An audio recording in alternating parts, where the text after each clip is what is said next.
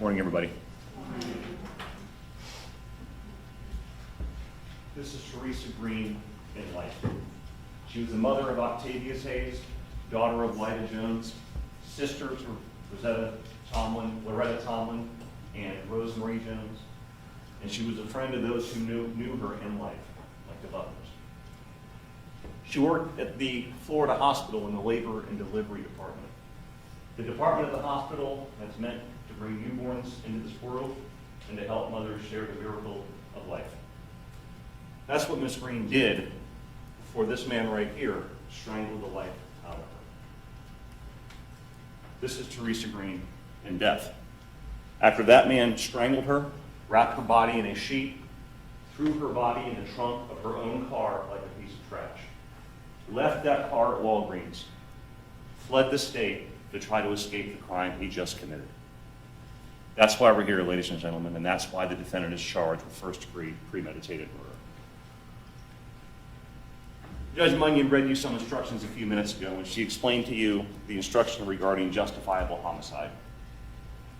She told you that the use of deadly force is justifiable homicide and lawful if done while resisting an attempt to murder or commit a felony upon the defendant, or to commit a felony in or upon any dwelling house which the defendant was at the time of the killing. There is no evidence in this case whatsoever to suggest that this killing was justifiable.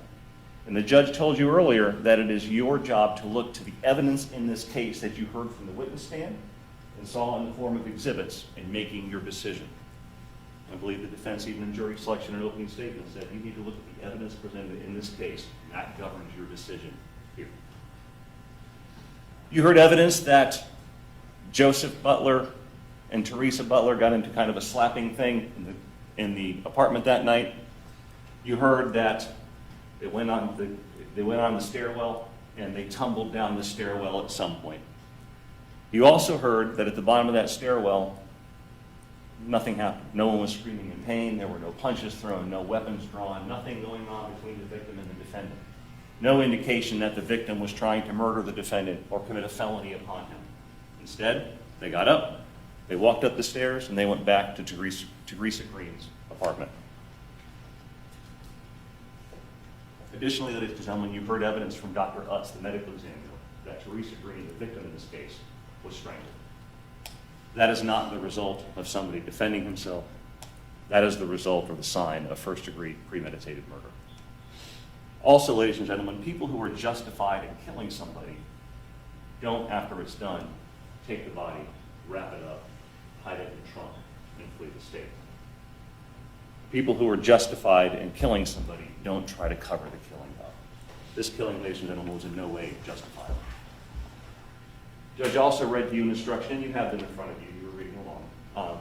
Excusable homicide. An excusable homicide occurs when the killing is committed by accident and misfortune. Dropping a gun and the gun accidentally going off and hitting somebody and killing that person, that's an accident. That's misfortune. Wrapping hands around somebody's neck and strangling the life out of somebody is not accident. It's not misfortune. This is not an excusable homicide, ladies and gentlemen. There's no evidence to support that. So let's look at the elements that the state is required to prove in order to prove this defendant guilty of first-degree premeditated murder. Number one, Theresa Ann Green is dead.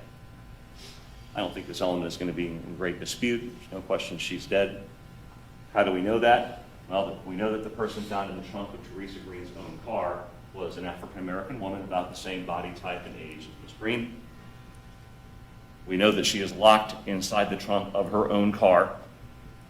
And we also know that a fingerprint analyst, Howard Kuhn, compared known fingerprints of Theresa Green, which were rolled before she was killed, with the fingerprints rolled at the autopsy of the woman who's found in the trunk, and they match. So this element, I don't believe, is in dispute in any way. The state has proven beyond any reasonable doubt that Theresa Green is dead. The second element the state has to prove is that the death was caused by the criminal act of Demorris Hunter. So how do we know that it was the defendant who killed Theresa Green? Well, we know that the defendant and the victim were dating. Joseph Butler, Joyce Butler, Lisa Moore, and Octavius Hayes all identified the defendant here, Demorris Hunter, as the person that they knew back then as Mike. So we know the defendant back then was lying to everybody about his real name. But we also know that law enforcement showed each of those 4 individuals photo packs. And in position number 3 was a photo of this defendant, Demorris Hunter. And each and every one of those 4 victims, or 4 witnesses, picked the defendant out as the person they knew as Mike. So we know Demorris Hunter and Mike is the same person. Additionally, when the defendant was arrested and brought to Florida, his DNA was collected. And you heard from the DNA analyst that the defendant, Demorris Hunter's DNA, was found on the victim's watch in her apartment. So we know this man is the same Mike that was at the party that was dating the victim. We also know that the defendant's fingerprints were found in apartment number 9, this man's fingerprints. So again, we know this man is Mike, the person who lived in apartment 9, the person we've been talking about throughout the course of this trial. So how do we know that the defendant killed her? We know that the defendant was the last person to be with the victim when the victim was seen to be alive. The Butlers told you that there was a get-together at their apartment the night that all of this happened. The Butlers lived upstairs on the right in apartment number 12. Theresa Green's apartment was right across the hall, apartment number 11, and the defendant lived downstairs in apartment number 9. There was a get-together that evening. Joyce Butler had to work the next morning. She's like, we need to shut this party down. It's loud, the music's going on, I need to work, so we need to shut it down. Joseph Butler complied with her wishes, shut the party down, and for some reason, there was some kind of disagreement between Theresa Green and Joseph Butler around this time. And admittedly, Theresa Green was intoxicated, she was impaired, and she slaps Joseph Butler for whatever reason. Joseph Butler slaps her back. They eventually make their way out on the landing, where you see in the photograph. Something happens on that landing. There's testimony that Theresa Green kicked at the defendant maybe grabbed her, and they tumbled down the stairs.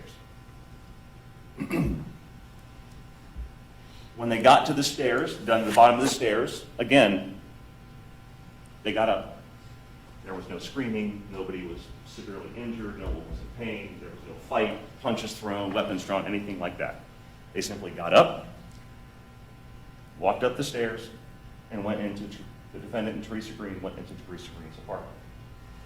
So regardless of how impaired Theresa Green was, we know she was able to negotiate and walk up those stairs on her own with no problem.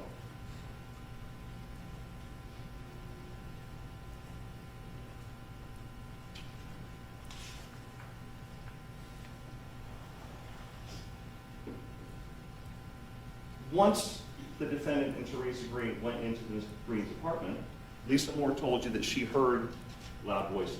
She heard some kind of arguing.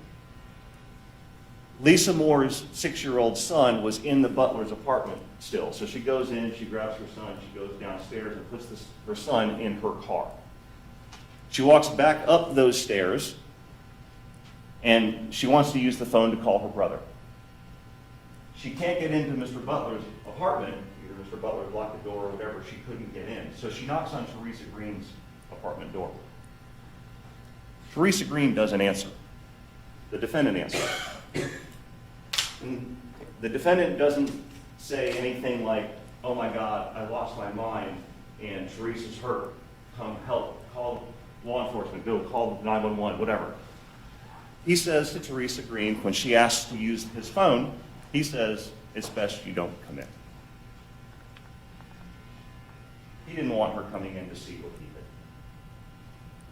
Otherwise, why not let this young lady who has her son trying to use the phone come in for a second and make a quick phone call? That'd be a pretty good reason why he wouldn't let his friend, the woman who he was with this party with throughout the night, the neighbor's friend, the neighbor's daughter, come in and use the phone for a second. Lisa Moore told you she went downstairs again, checked on her son, he was okay. She walked back upstairs, again, knocks on Theresa Green's door. No one answers this time. I submit to you, ladies and gentlemen, Theresa Green couldn't answer at that time, and the defendant surely did not want to answer. Who was the last person to be seen with the victim when the victim was alive? That man. Joyce Butler told you that. Joseph Butler told you that. So did Lisa Moore. Remember, Lisa Moore was not drinking that night. And Lisa Moore was not suffering from the memory problems that her mother admittedly said she is suffering from.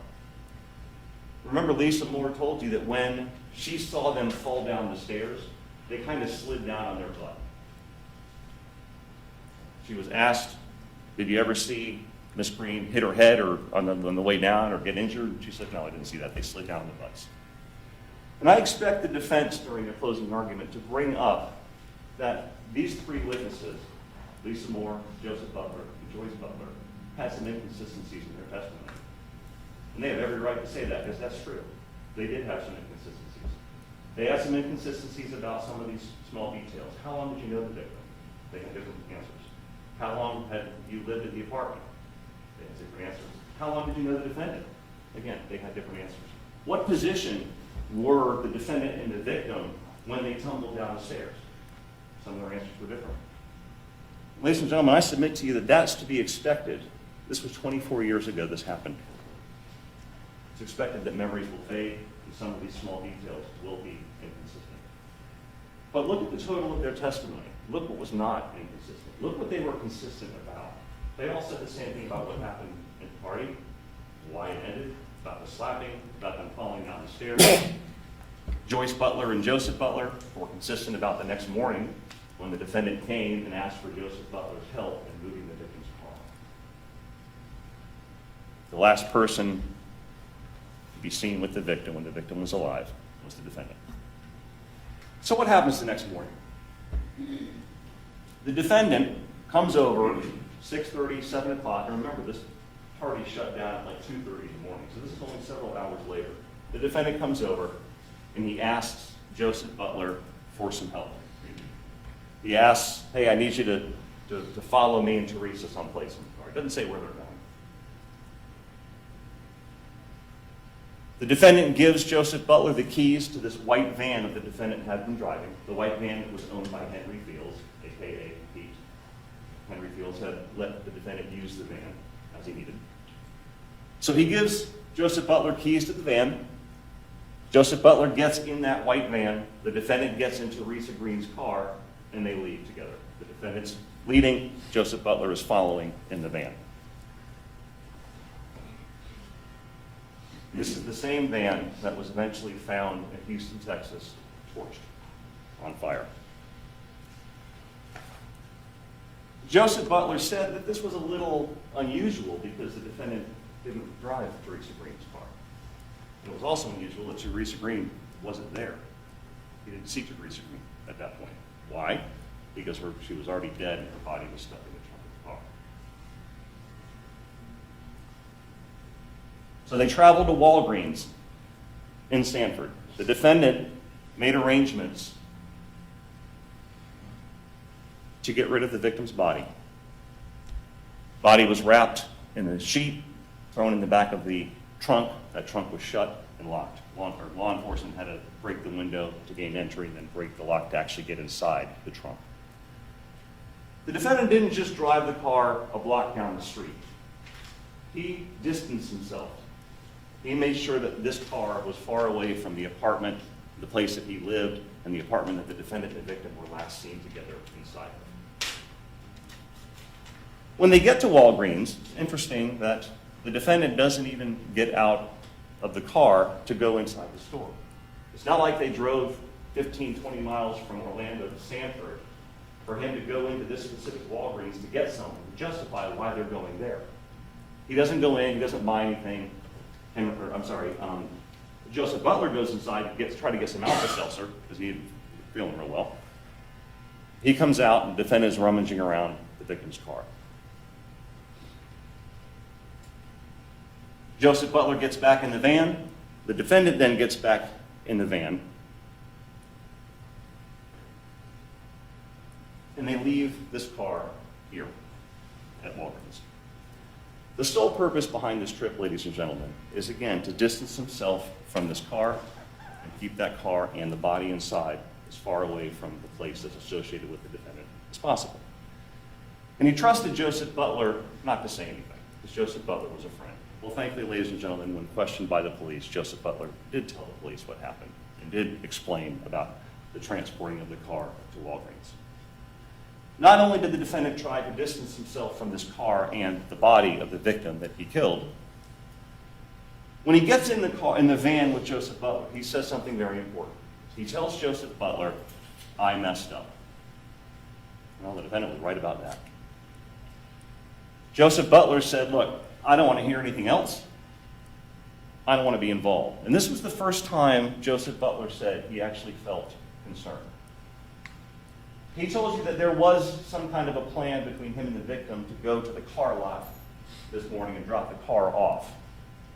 But when the defendant came over that morning and asked Joseph Butler for help, he didn't think really much about it. But he didn't see Theresa. They don't go to a car lot, they go to Walgreens instead, which is weird. The defendant's driving Theresa Green's car and she's not around, which was weird. And now the defendant says, "I messed up." At this point, Joseph Butler told you that things are maybe starting to click, that the defendant and the victim may have gotten into it and the defendant may have done something. Clearly at this point, he doesn't know that the victim's body is in the trunk of the car that they just arranged to drop off at Walgreens, but he's starting to get concerned. He told you on the stand, Joseph Butler said, "I didn't want to be involved. I told him, don't tell me anymore." And he still doesn't want to be involved. He was trying to avoid the very thing that happened 2 days ago of him having to come into court, now many, many years later, to testify.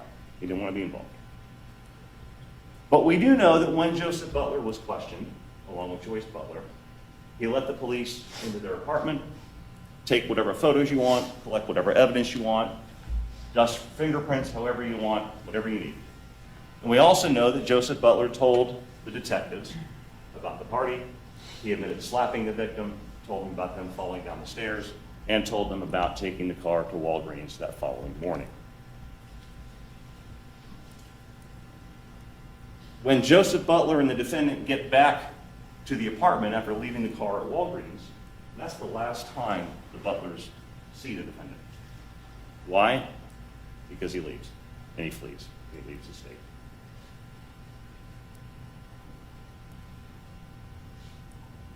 The defendant gets in Henry Field's van that he had been using and leaves. He gets in the same van that is later found in Houston, Texas, burnt to a crisp, torched.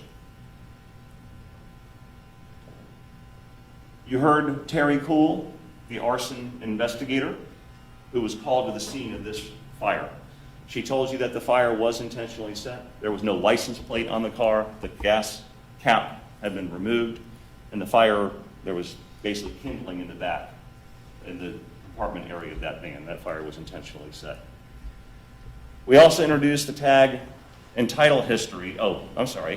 Houston Police Department examined this van, did a confidential VIN inspection, which is where they found the VIN number associated with this van.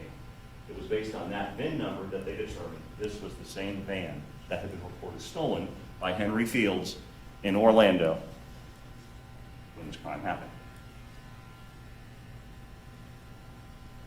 We also introduced the tag and title history of this van, showing that the VIN numbers matched and showing that this van belonged to Henry Fields. And interestingly, this van was not reported by any other agency as being stolen.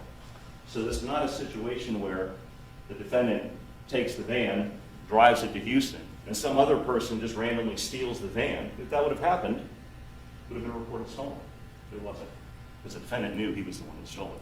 And the evidence points to the defendant being the one who torched it, set it on fire, and burned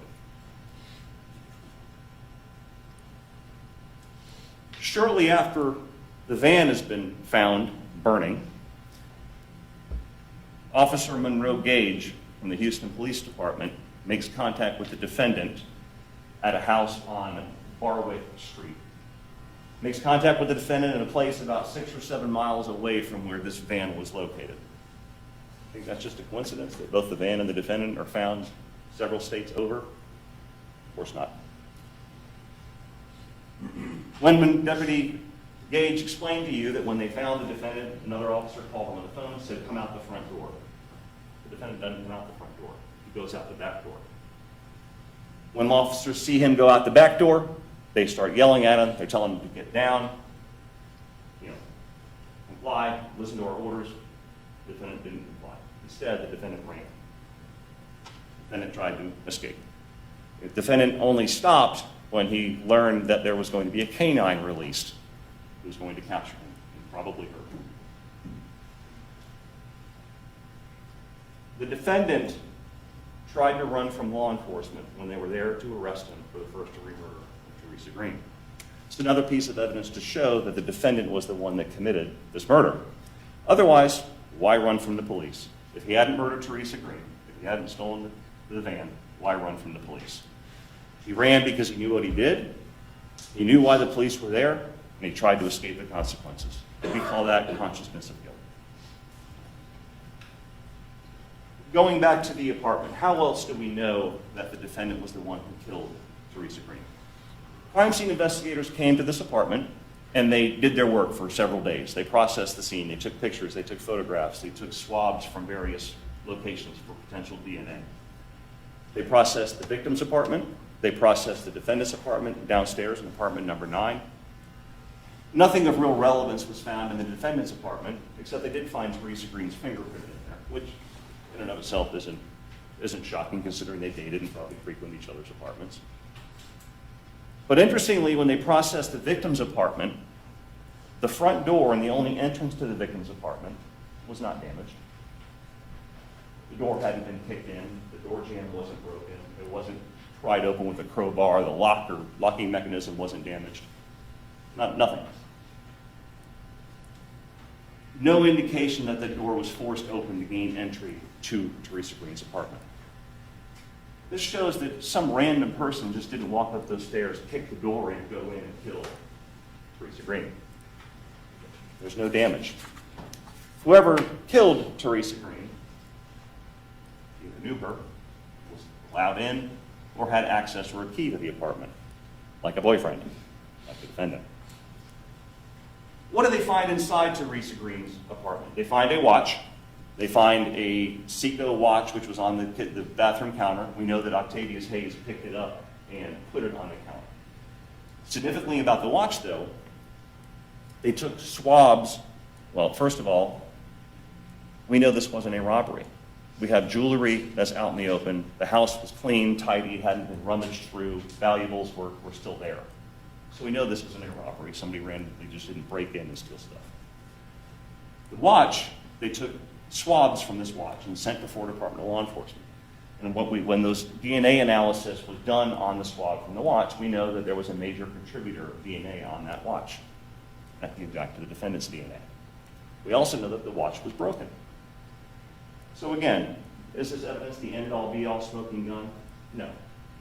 But it does show, well, we know that the defendant and victim were together throughout the night. They were dating, so it's not the end-all be-all. But we do know that the defendants touched that watch with enough pressure to put DNA on it, and we know that watch was broken, indicative of some kind of a struggle or an altercation. Crime scene investigators also found blood in the apartment. When compared to the known DNA profile of Theresa Green, it was Theresa Green's blood. Could that blood have come from when Joseph Butler slapped her? Could have. But what else do we know that was found inside that apartment?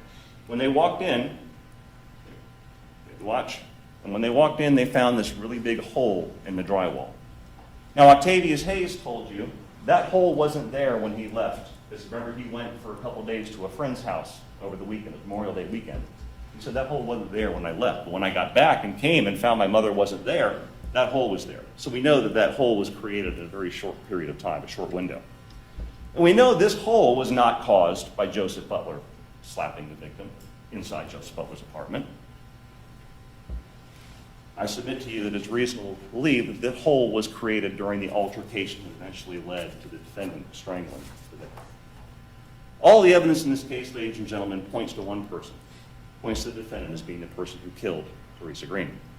This element, ladies and gentlemen, has been proven beyond any reasonable doubt.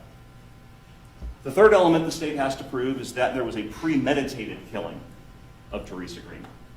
The judge read to you that killing with premeditation is killing after consciously deciding to do so.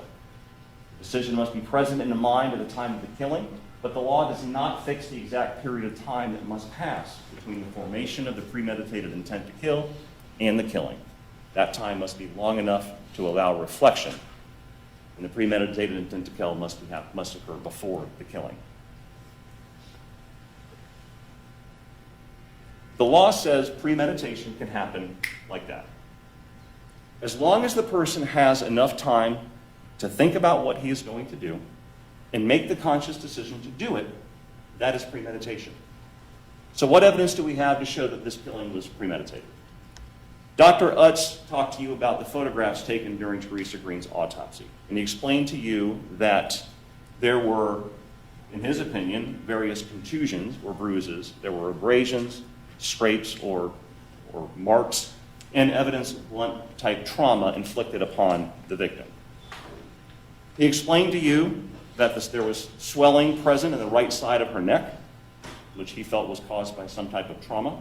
He also noted the darkened areas on her lips, shoulder, her chest, things like that. And as a trained medical examiner, he is able to look at those injuries and determine, look, are those injuries simply from a darker skinned individual and pigmentation of the skin? Are they a result of decomposition, or are the result of trauma? In his opinion, these areas were the result of trauma.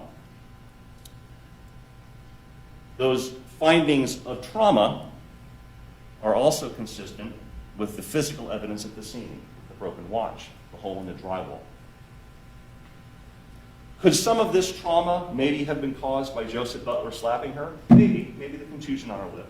Could some of that be caused by her falling down the stairs? Maybe. But again, remember Lisa Moore, who said when they fell down, they slid down on their butts. But regardless, could some of this trauma have happened from falling? Could be. If those were the only injuries that we noted, that were noted on the autopsy, that might be a reasonable explanation, but they're not. She has other injuries that were clearly not caused by a slap and clearly not caused by falling. Those injuries, combined with the circumstances of how her body was found, wrapped up, shoved in the trunk of a car, a locked trunk, all indicate that the victim was murdered and strangled. Theresa Green was an otherwise healthy 38-year-old woman, found wrapped in a blanket and her body in the trunk. We know she didn't do that to herself. We also know that she was not shot, she wasn't stabbed, she didn't have a brain bleed, she didn't have internal thoracic, internal bleeding, she didn't have any disease, she didn't have a heart attack, she didn't have a stroke. We know that she didn't die from alcohol poisoning. Even Dr. Arden said it's really unlikely she died from alcohol poisoning. So when you don't have any other explanation, one of the things you look at, and we know she didn't drown. So when you don't have any other explanation, one of the things you look at is strangulation. The injuries to her neck, both internally and externally, are indicative of strangulation. That strangulation is evidence of premeditation, ladies and gentlemen. Strangulation is a long process. This is not a situation where a gunshot into the head or stabbing into the heart where it causes an immediate death. Strangulation is a process. Strangulation occurs when the veins and or arteries leading to the brain are compressed such that oxygenated blood cannot get into the brain. If oxygenated blood can't get to the brain cannot function, and eventually the person becomes unconscious. And if that pressure is continually applied, even after the person is unconscious, that person eventually dies. You heard Dr. Utz explain all this. During this entire time, the pressure has to remain constant and continued pressure. That takes time. Second by second, minute by minute, holding that pressure. That's premeditation. But what's even more so, when this happens to a victim, the victim doesn't lay there passively and let things happen to her. The victim fights, the victim struggles, the victim crashes. The victim tries to remove that pressure from the neck. And as the victim fights, struggles, and moves around, that pressure is also moving and something is released, which causes oxygenated blood to come back into the brain, which causes the person to stay alive and conscious and aware. Only to the point where that pressure is includes the arteries and the veins, does the person fall unconscious. That takes time. So what evidence do we have that the victim was struggling and fighting? Dr. Utz described these various linear marks on the side of her neck. This is on the right side, the side of the neck that has the swelling, as well as the other side of her neck. Dr. Utz explained to you that there are a couple possibilities of how this occurred. It could be from the defendant, the attacker, wrapping his hands around her neck and squeezing with the pressure and causing the fingernails to cause and leave these marks, which would be where that would be on her neck if that happened. It also could be from the victim's fingernails, who is reaching and clawing and trying to remove that pressure from her neck.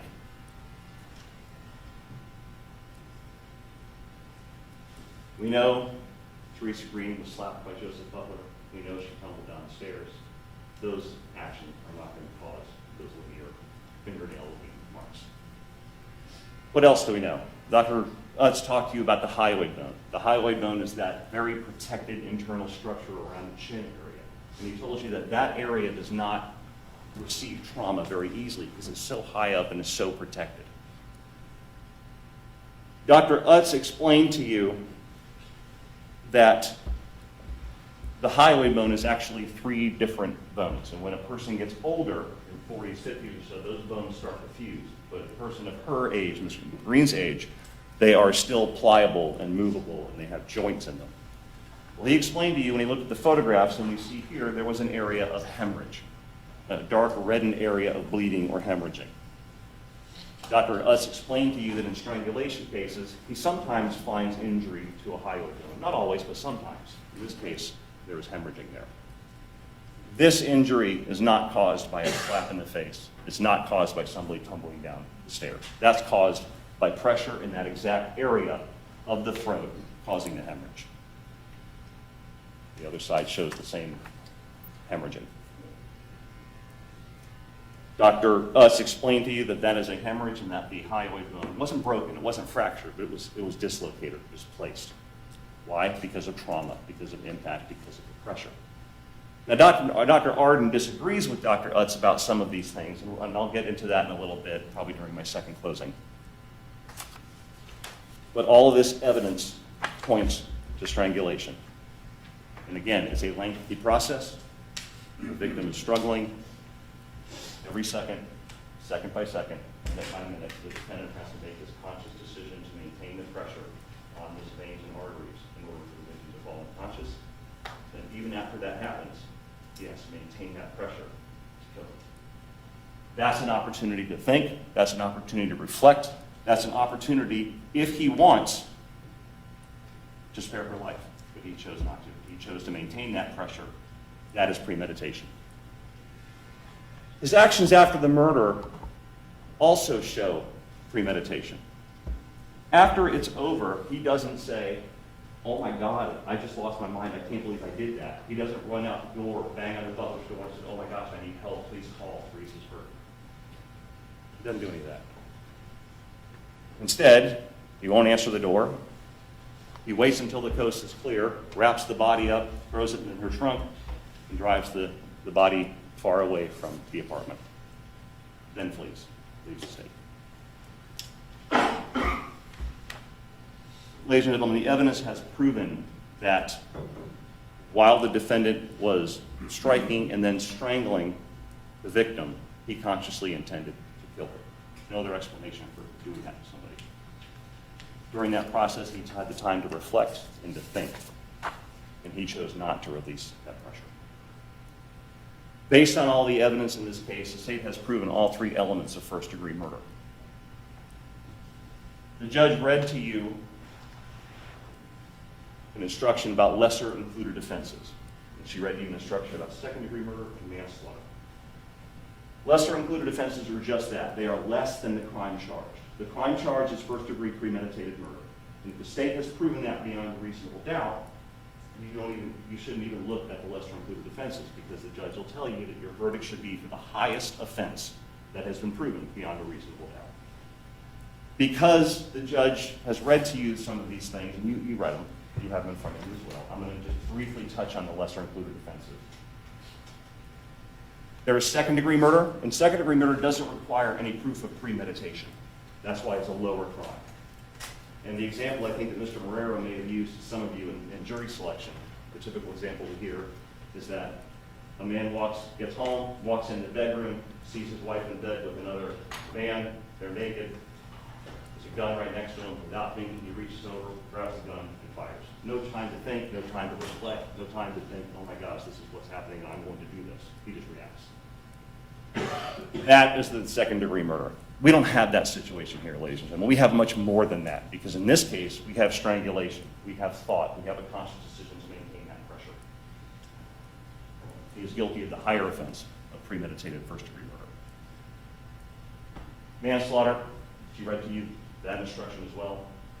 And manslaughter would be a situation where a person thinking a gun is unloaded points the gun at somebody and pulls the trigger, not thinking that there's any bullet in it, and there is, and the person dies. There is no intent to kill. There's no premeditation. That is a lesser crime than first-degree murder and a lesser crime than second-degree murder. Again, the evidence in this case has proven that element of premeditation, which is why this case is a first-degree murder case. If you look at all the evidence as a whole, apply your common sense, I submit to you that the only verdict in this case is guilty of first-degree premeditated murder. Thank you for your time, ladies and gentlemen. Defense. Thank you, Your Honor. Morning, ladies and gentlemen. I told you guys in jury selection that we all know each other here, and that we have a professional relationship with each other. And I think in this trial you saw everybody really trying to get along and trying to behave professionally. I have nothing but the highest regard for these prosecutors. That being said, I completely and totally disagree with the state's portrayal of the evidence in this case.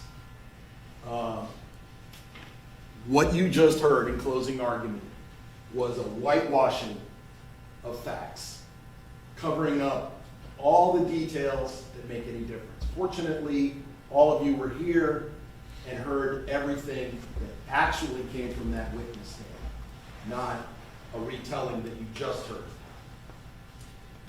And as the court has instructed you, and it's to the evidence in this case alone that you must base your verdict. It must be based solely on the evidence or the lack of evidence and the law. Let's go through the evidence together. I'm not going to try to belabor too many things, but I think it's really important to look at the testimony of these witnesses, because I would suggest to you that the state's case stands or falls on the credibility of Joseph Butler, Joyce Butler, and Lisa Moore. If you find these people to be 100% credible, and I suggest to you that it is impossible for you to do so, you could convict Mr. Hunter. But I'm telling you that their testimony is not credible, and it's not supported by the evidence. Joseph Butler took the stand, and he's an elderly gentleman. He told you about his apartment complex, which, of course, is indisputable. He told you that he knew Theresa Green as a neighbor. From the stand, he said that he knew her for 3 months. Previously, he had testified that he knew her for over 2 years. But he didn't have much to say about Theresa. He didn't much seem connected to her in any real way. Somebody who lived about 5 or 6 feet away from his apartment for over 2 years. Didn't say anything about his relationship with her, didn't really say anything nice about her or bad, just she was my neighbor, period.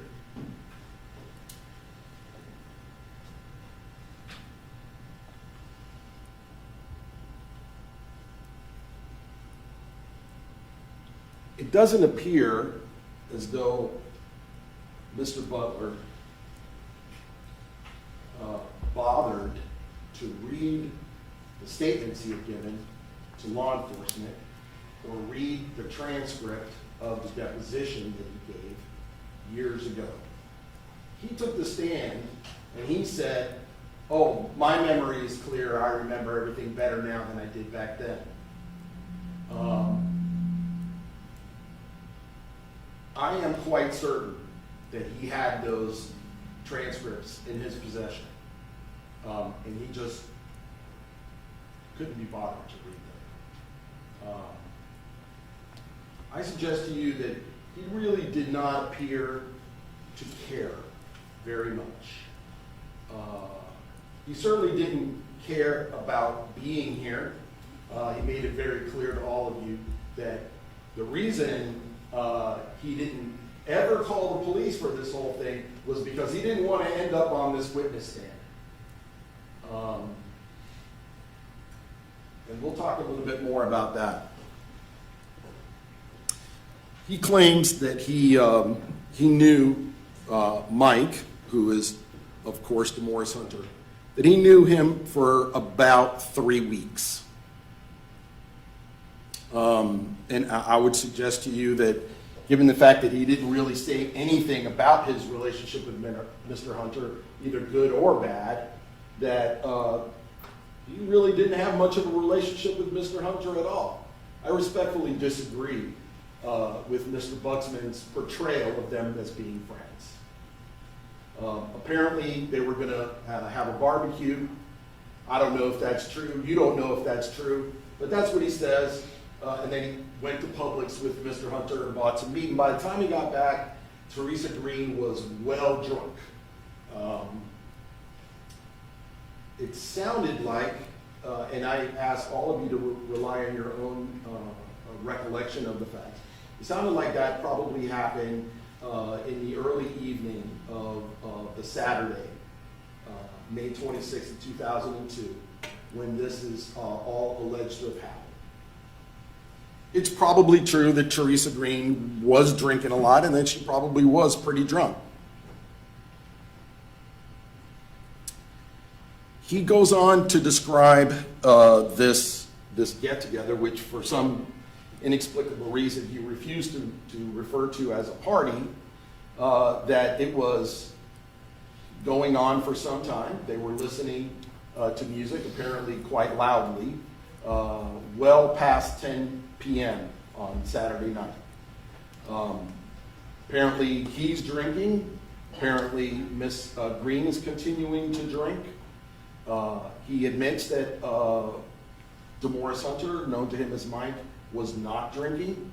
And he also says that Lisa Moore was not there.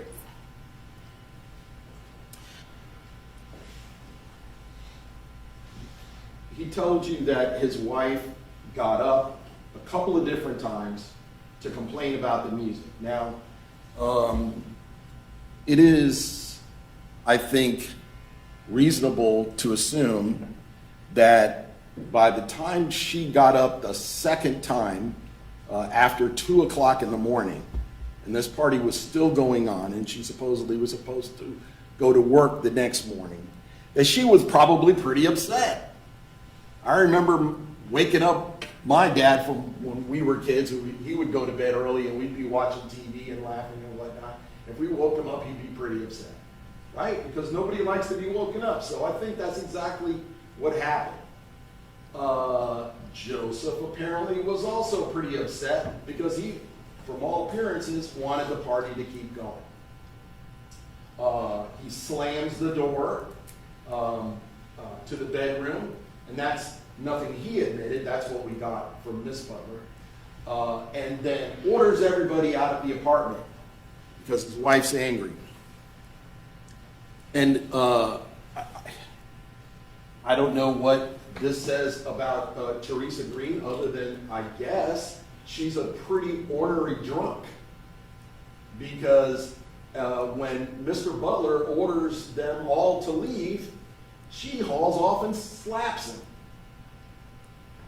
Now, you know, I've hosted a lot of dinner parties at my house, and no one's ever raised a hand to me or anyone else when I ask them to leave. So I'm trying to give you guys a picture of what is going on here, right? These are people who've been drinking since early evening, well past 2 o'clock in the morning. Fully to be expected that whoever's still drinking at that hour, pretty hammered, right? And not only hammered, but not very pleasant drunks. And we've all met them before. She hauls off and slaps her host in the face. And he immediately responds by slapping her back. Did any of you think that he was minimizing what he did when he testified from the stand? When he said, I tapped her. Really? No. His wife gave it away. Joyce Butler said no. He smacked her hard enough to give her a bloody nose. Now, a bloody nose is not the kind of thing that you give every day of the week. And it's not the kind of thing you receive every day of the week. Here's what I think. I think it's entirely possible that Theresa Green really got angry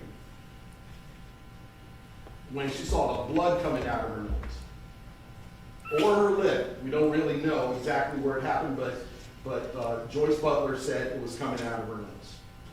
We know that when somebody gets smacked like that, right, in our common experience, somebody gets smacked like that and you start bleeding, the first thing they're going to do is rub it with their hand, their left or their right hand, depending on.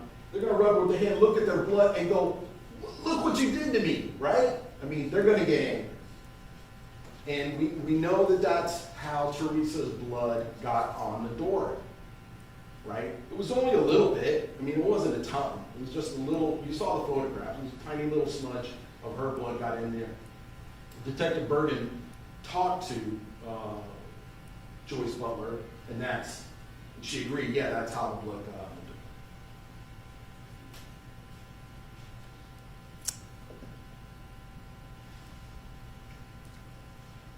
the door. At some point, and you can imagine this thing escalating, right?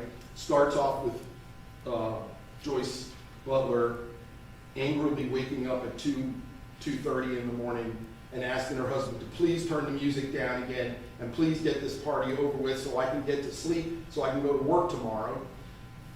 Suddenly, Theresa Green hauls off and smacks Joseph. Joseph smacks her back, right? And now the door is open, and this group of people, which apparently included Joyce Butler, are all gathered near the door on a landing that, you can look at the picture, it doesn't appear to be any wider than this podium, and is certainly within arm's reach from one door to the other. You can see the stairwell, and the doors are right there.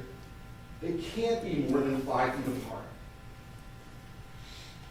Suddenly, all these people are standing there, according to them, in this story. And by the way, there's absolutely not one shred of evidence that any of this actually happened.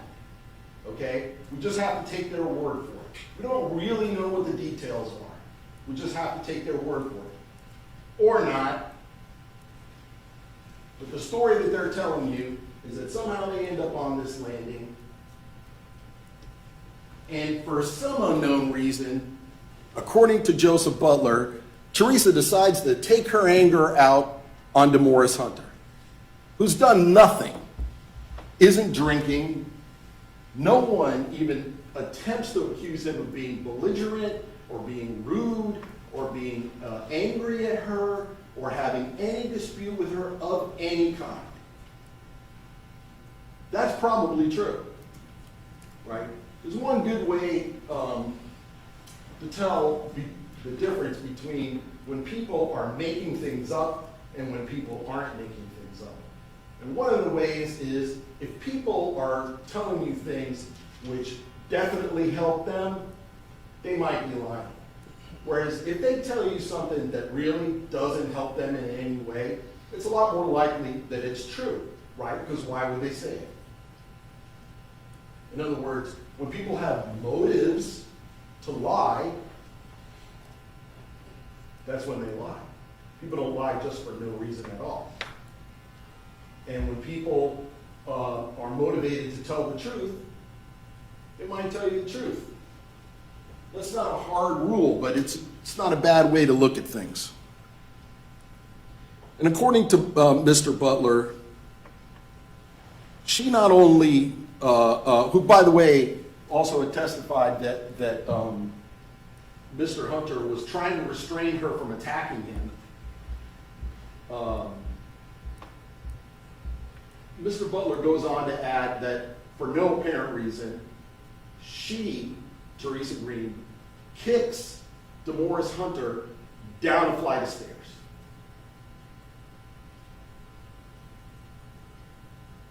I mean, that's a severe accusation. That is saying that this person is willing to put someone's life in jeopardy because she's a mean drunk, essentially. Is that true or not? There's no way to tell. There's absolutely zero evidence to back up that version of the facts. You simply have to take their word for it. And I'm going to get into why they might not all be telling you the truth about that.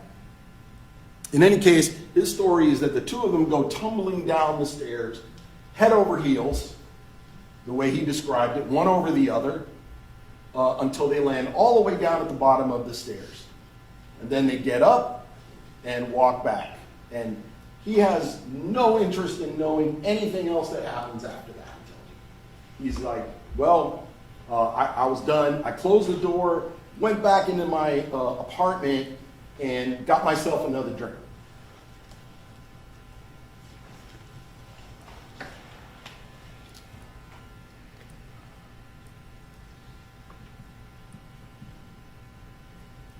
He testified that the next morning, Mr. Hunter started bothering him very early and asking him to take him to a car lot.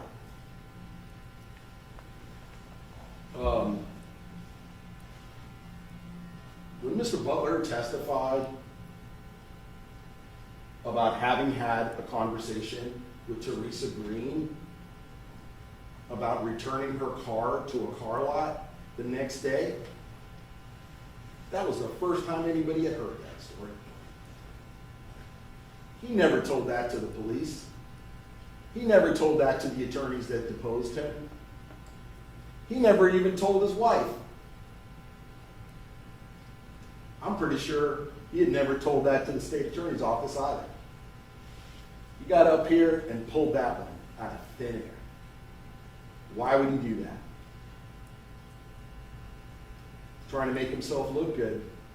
Trying to come up with a reason why he would agree. First thing in the morning, with a raging hangover, to drive this practical stranger across town to go drop off a car. By the way, we're talking about a Sunday morning at 7 o'clock in the morning. That's the story, that they're going to go return her car to a car lot. Absolutely no evidence to support that. Absolutely no documentation, right? No documentation that this car, I can only assume that the implication here is that the payments were overdue or something. or they were going to repossess the car. In any case, I would argue to you, you can take that phrase, that statement of Mr. Butler's and throw it out the window. He just made it up now. I guarantee you his memory is not better 24 years later than it was 2 days after this happened. If that were true, he would have told the detectives that that's what happened. He just made it up.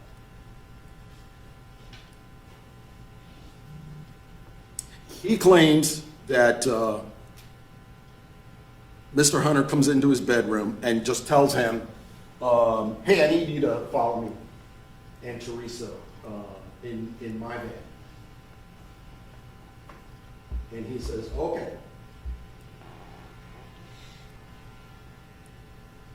Really?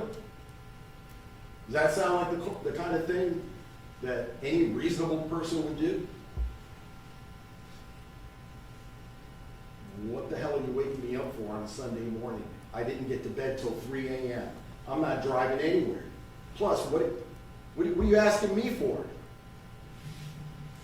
I mean, he says that Mr. Hunter went into his bedroom and woke him up as if they'd known each other all their lives.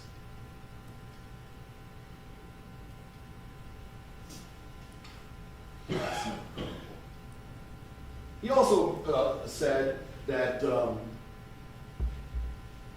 Mr. Hunter never promised him anything, never paid him anything, never threatened him. He just did it. He just decided to go ahead and do it. I suggest to you that there is no evidence of any kind of relationship between them that would warrant either one of them asking such a favor from the other. According to him, he gets in the van, he mentions that he never saw Theresa, even though he claims that Mr. Hunter told him, I need you to follow me and Theresa. He never saw her in the car. And he never once asked him, hey, where's Theresa? I thought you said she was with us. Nothing. Says nothing.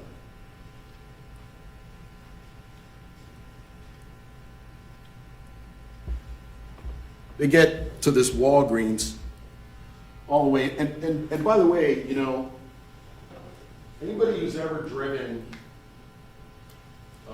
north on I-4 and gotten off on the 1792 exit in Sanford knows there's a gigantic Seminole Town Square Mall there.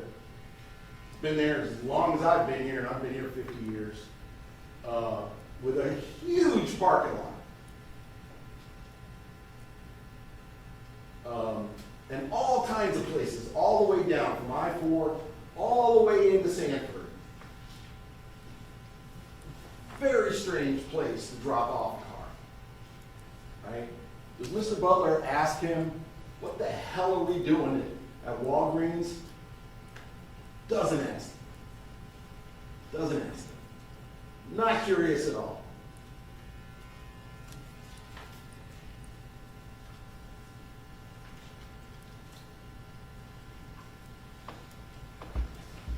Then he says that Mr. Hunter tells him, oh, I messed up.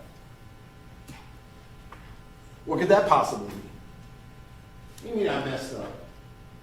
I mean, when we use the phrase, I messed up, I can mean all kinds of things. I forgot something. I said something stupid. You know, it can mean all kinds of things. And if you say, I messed up to me, I would answer, about what? You're my friend. What'd you mess up about? What's going on? There's something I should be concerned with? Nothing. He has nothing about what that's supposed to mean. His only response is, oh, I don't want to hear it. I don't want to know nothing about it. Really? They drive all the way back, half an hour in that van. There's not a word between them. about this.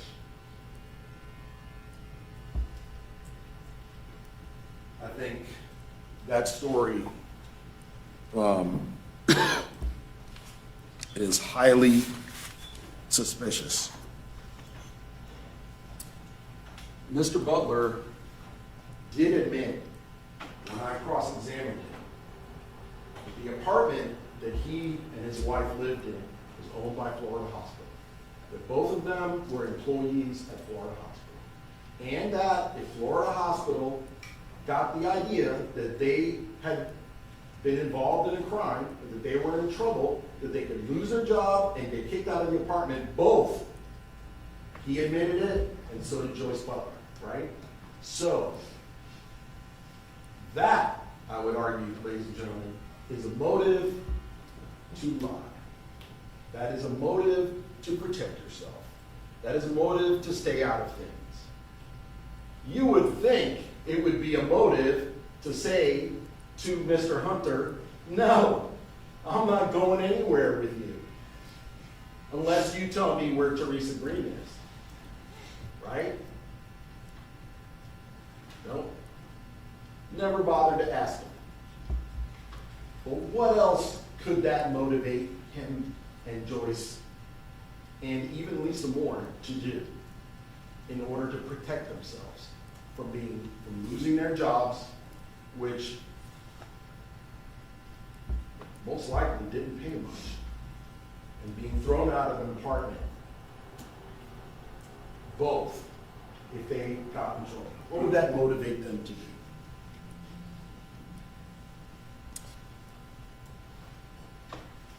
Mr. Butler admitted that he knew that his downstairs neighbor, Humphrey Moore, who was renting an apartment to Mr. Hunter, he knew that he was moving out.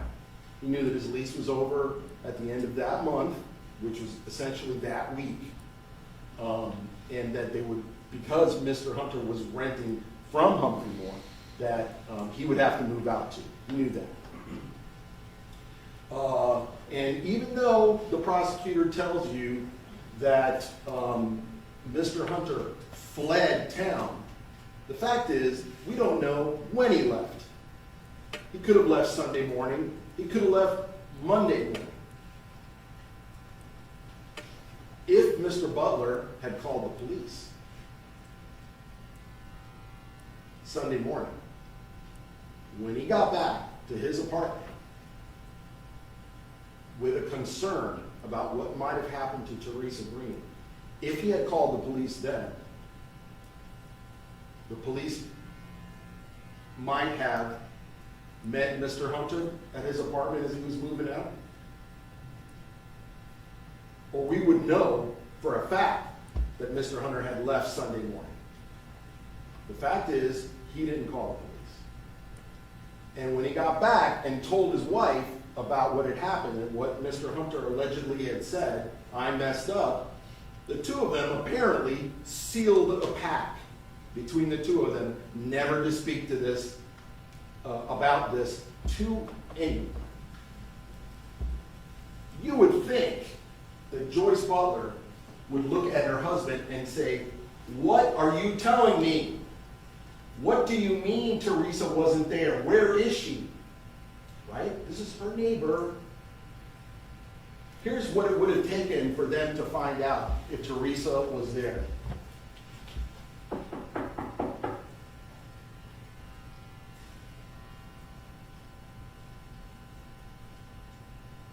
Not a gesture. Not a scintilla of effort on their part to see if Theresa was okay or to warn anyone that there may be a killer loose. Not a scintilla of effort. Why is that? Why is that? I suggest to you there's only two possibilities. Either one, Joseph and Joyce Butler are two of the most heartless, calloused, indifferent human beings you've ever met in your entire life, and didn't give a damn if Theresa Green was in fact dead, or they had something to do with it.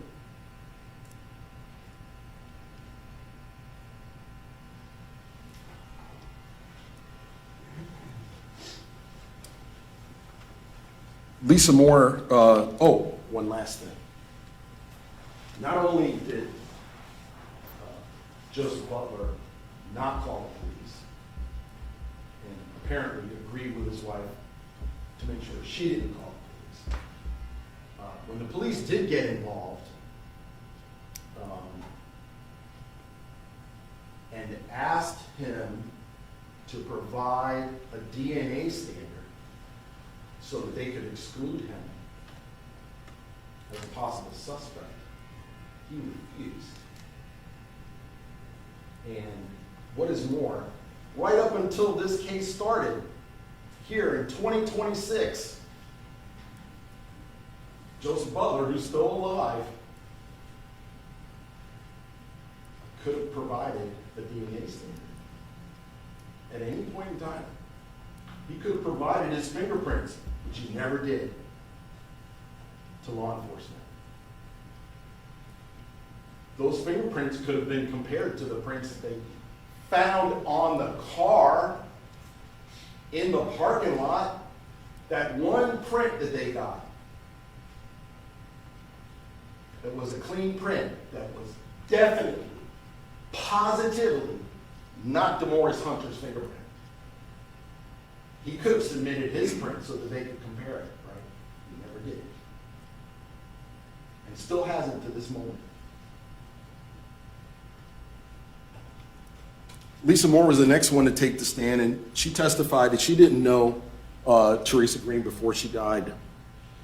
Mr. Butler said that she wasn't there until much later. She claims to have been there at some point, showed up with her 6-year-old, and was there with him until 2:30, 3 o'clock in the morning.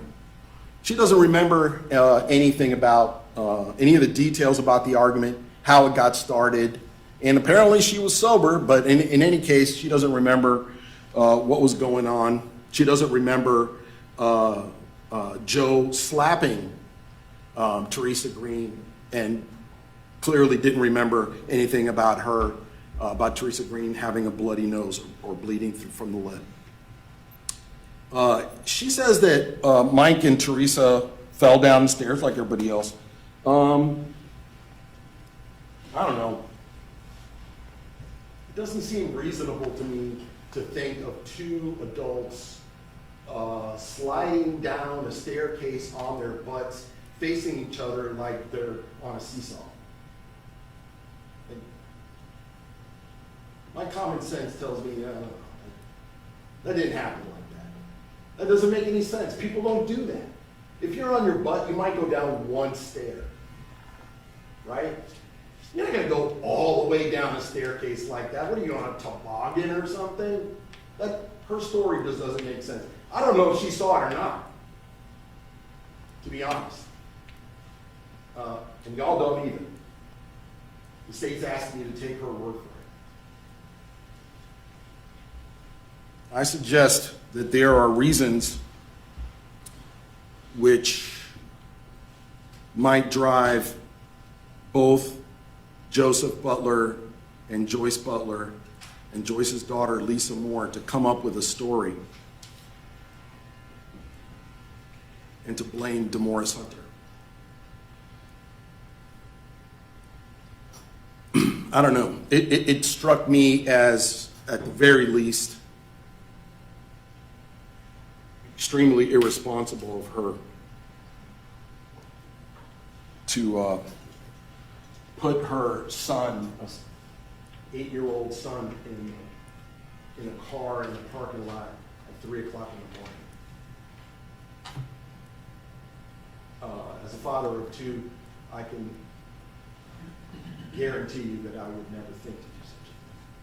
I don't know what it says about her, other than that indicates a certain degree of callousness, carelessness with her own son. Maybe she did it, maybe she didn't do it. no way of knowing. But very interestingly, Lisa Moore admits to calling her brother at 3 o'clock in the morning and asking him to come over. The last time I got a call, 3 o'clock in the morning, was probably around 1993. When I was a prosecutor and I had weekend duty, I got a call from a detective, because that was my job. I had to be available 24 hours a day. That's it. And I've raised 2 children who are both adults now. I never got a call at 3 o'clock in the morning. I would wager that very few, if any of you, have ever received a call at 3 o'clock in the morning. A call at 3 o'clock in the morning is the kind of thing that clutches your heart, because it's never good news, right? Especially if you recognize the number. Now, I realize that in 2002, these people probably didn't have cell phones. I don't remember if I did or not. I think I had one of those Razor flip phones or something. But a call at 3 o'clock in the morning is not the kind of thing that you expect. I mean, I suppose if you're the sort of person who's up all night, maybe more common.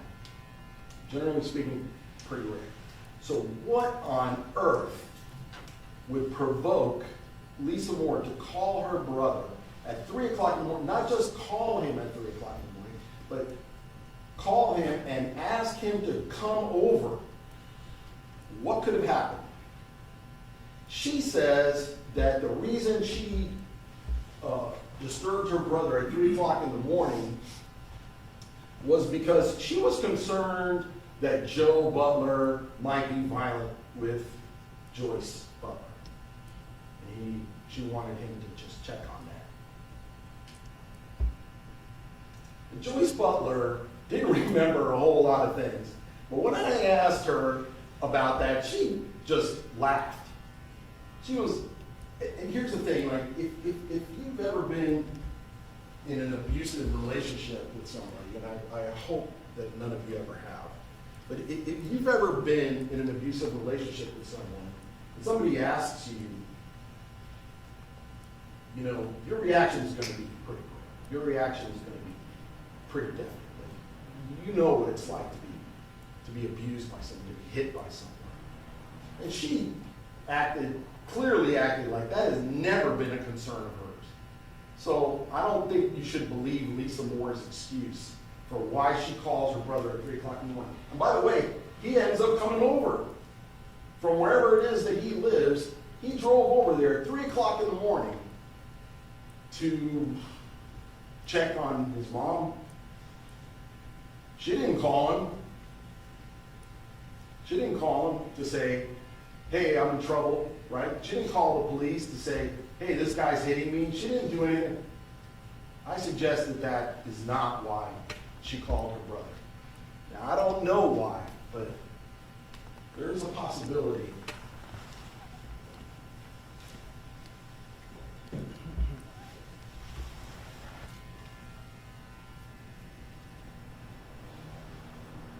Octavius Hayes testified next. He didn't testify a whole lot.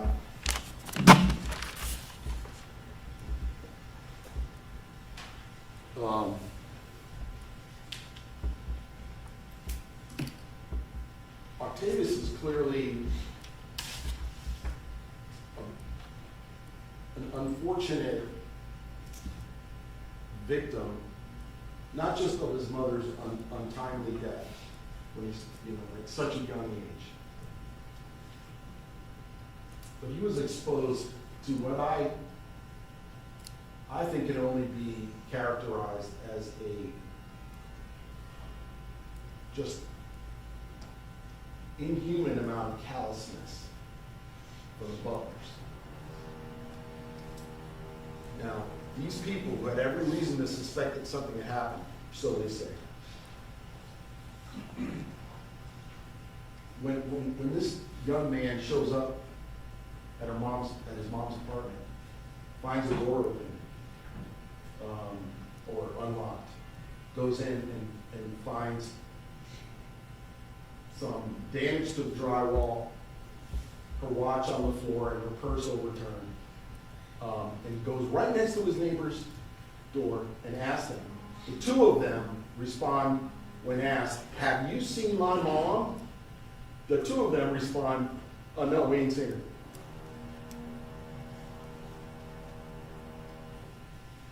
Really? Not. Well, we saw her Saturday night. She was over the place, and she had a little accident and fell down the stairs, but she seemed like she was fine. We haven't seen her since. What's the problem? What's the problem? No. This pact that they have. The two of them respond. No, we ain't seen her. And that's it. That's it. They don't give him anything else. Now, why on earth would they treat that young man like that? Why? Why would they be so cruel to him? Why wouldn't they help him?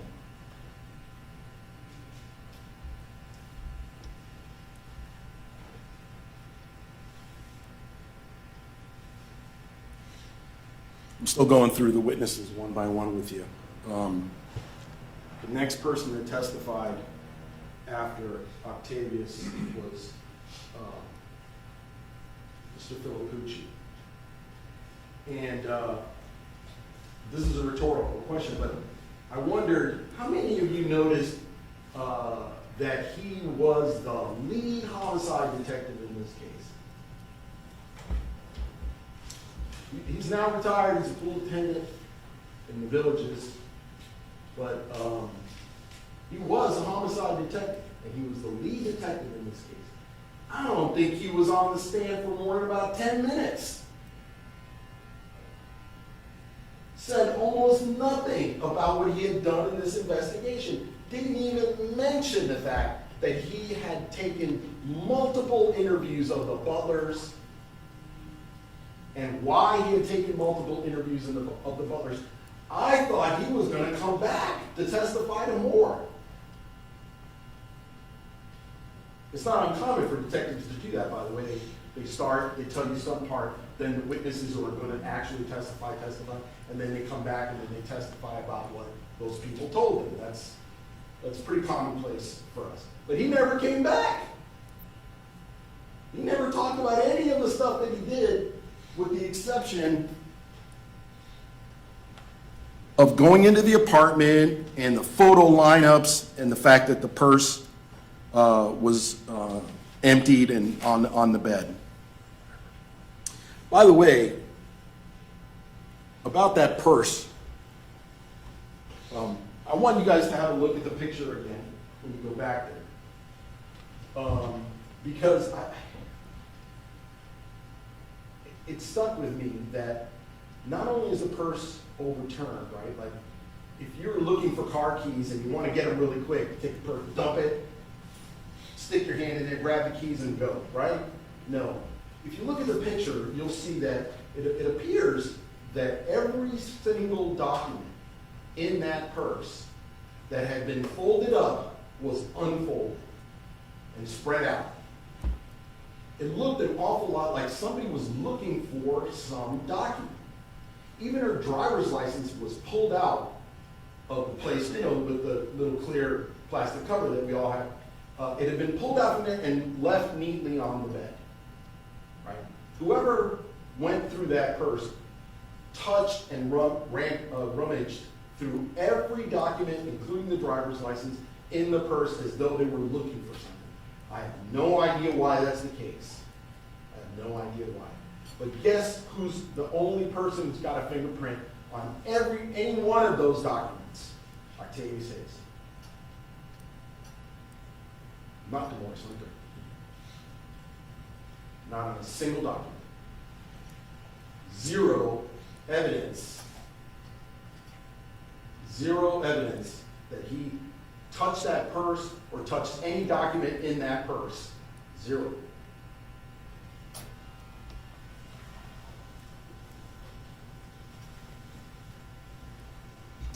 Officer Schaefer testified after that, and the important thing that he had to say was that Octavius Hayes was the one who called the police, not the Butlers. Next up was Detective Bergen, the other homicide detective, who I told you guys I've known her for a long time.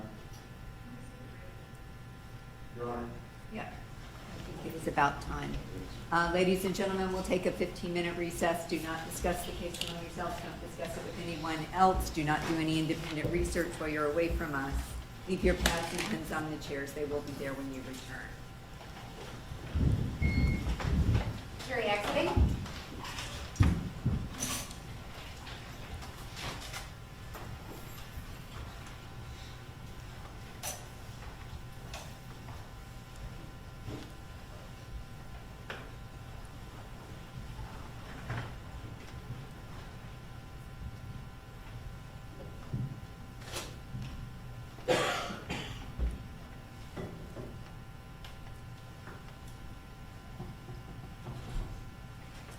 All right, we'll take a 15-minute recess.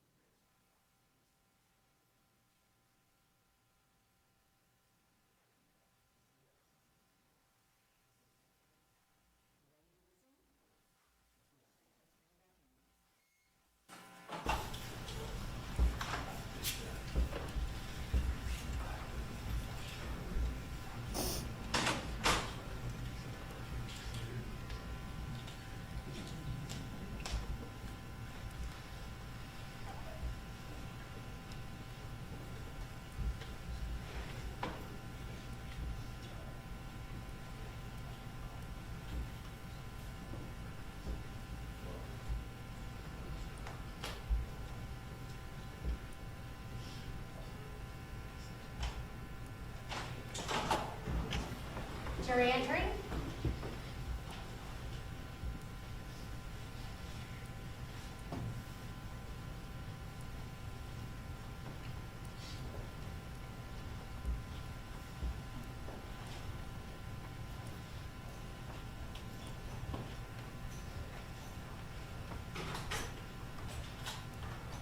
All right, you can be seated.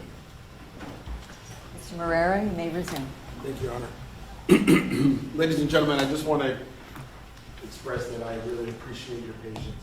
You know, this is the only shot I get. I just can't leave anything unsaid. I can't leave any stone unturned in defense of my claim, because I have to make sure I cover everything with all of you, in case any one of you missed anything. I was about to talk about Detective Bergen, the other homicide detective in this case. Look, there isn't any other way to say this. I think it's extremely unprofessional to show up as a witness in a criminal trial like this and to look you guys in the face and say, no, I didn't read my statements, I didn't read my deposition, I didn't prepare for this, essentially, which is what she did. Took the stand and said, I don't remember anything, didn't testify about practically anything that she did other than the photo lineup. She's the one who interviewed, along with Detective Filipucci, interviewed Joyce Butler and Joseph Butler and went back there twice. She didn't say a word about what their demeanor was like, how they responded to questions, what were the answers that they gave, what kind of questions she asked them. Not a word about it. It's as though she doesn't care. Long since left law enforcement, really. And that's how it came off. I don't know how it came off to you guys, but that's how her testimony came off. She, when I cross-examined her and tried to refresh her recollection about stuff, she did admit that, when Joyce had told her the first time that Joseph had hit Theresa in the nose hard enough to make her nose bleed, and then that's how the blood got on the door. So I was able to get that out of her. But apparently Joe Butler was successful in convincing these detectives that he didn't know anything about Theresa being in the car, even though he testified from the stand that he suspected that something bad had happened to her. And her testimony, Detective Bergen's testimony, it was, I don't know, 10 minutes, something like that. The CSI officers who testified here, the blatant prints people and the DNA people, I wasn't keeping tabs, but it looked like they testified about 5 times more than the homicide detectives in terms of sheer bulk of information and all of the time that they took up. CSI Thomas testified, brought in a bunch of evidence. You notice that we didn't object to anything coming in. We didn't put up a fight about anything coming in. Why? Because none of it proves anything. None of it. The whole pile of it doesn't prove anything. It doesn't prove that Mr. Hunter did a thing. None of it.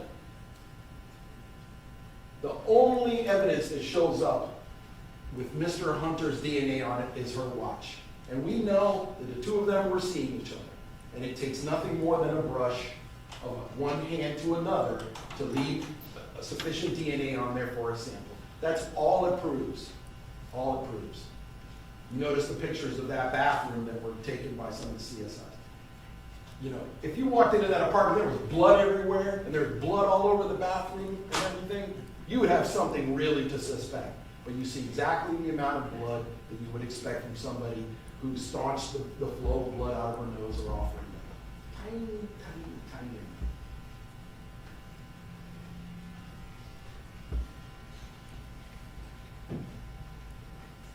CSI Kuzma testified about all the evidence that she collected. She, in her testimony, which was videotaped because she's overseas right now, took photographs of the bed sheet that Theresa Green was found neatly tied up in. You should ask yourself, where did that bedsheet come from?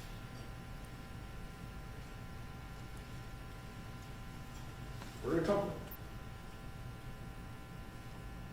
Did it come from Theresa's apartment?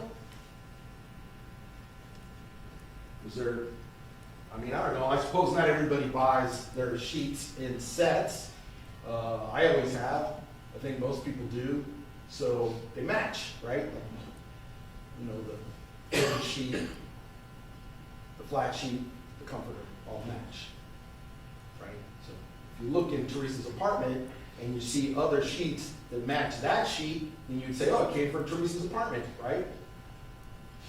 Or if it came from the butler's apartment and matched the sheets in that apartment, you could say it came from the butler's apartment. Nobody took the stand to tell you where that sheet comes from. So you don't know. You just don't know. And by the way, notice in the pictures, there's knots tied in the sheets around Theresa Green's body. Some human being with their hands tied those knots. Not a molecule. Mr. Hunter's DNA is in those knots, or on that sheet, or on Theresa Green's body, or in the trunk of the car, or on the lid of the car, or on the doors of the car, or on the steering wheel of the car, or on the seat of the car. Not one molecule anywhere in that car.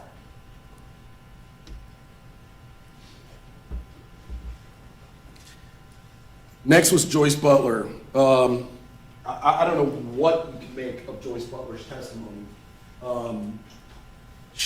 I would put it to you, spent more time looking away from me and my questions than looking directly at me or you. I think that means, it looked like actually there were parts where she might actually be looking to her daughter to give her answers. I wasn't sure, but I had a concern about it because I knew her daughter was in the room with her as she was appearing on video, so I asked that she be removed. She admitted to you that she lied to the police. Or at least that the first story that she told was not true. And the story that she told the police when they came over, remember, she didn't call the police either. When the police came over, she said, oh no, Demorris Hunter called my husband Sunday morning to let him know that Theresa's car was in the Walgreens parking lot in Sanford. So she was the first one to be interviewed. After that, Joseph Butler was interviewed, and after that, they interviewed Joyce Butler again, and they interviewed Joseph Butler again. Joseph Butler gave a completely different story. According to him, he went with Demorris Hunter to the parking lot of the Walgreens.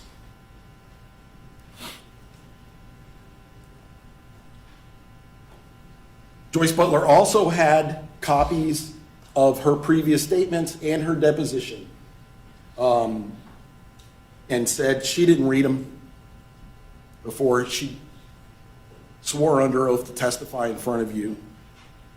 I'm quite certain that she had them.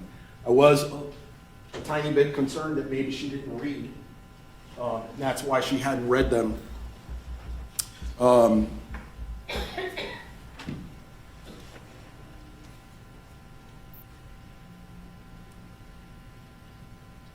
When I asked her, can you read? She said, well, I didn't read them. She doesn't remember Lisa being there. She did admit that Joe got angry and when she told him to turn the music down, and that she had to be at work at 7. Interestingly, the story, according to the two of them, is that Mr. Hunter comes in the morning at 7 to wake up Mr. Butler to take him to Sanford, 7 a.m., when she's supposed to be at work.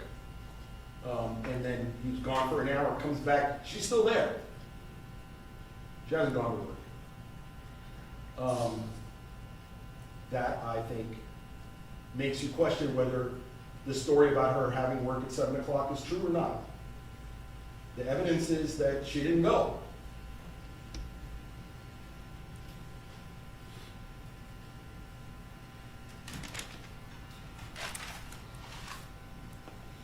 She says that Lisa Moore showed up after the two of them had fallen, allegedly.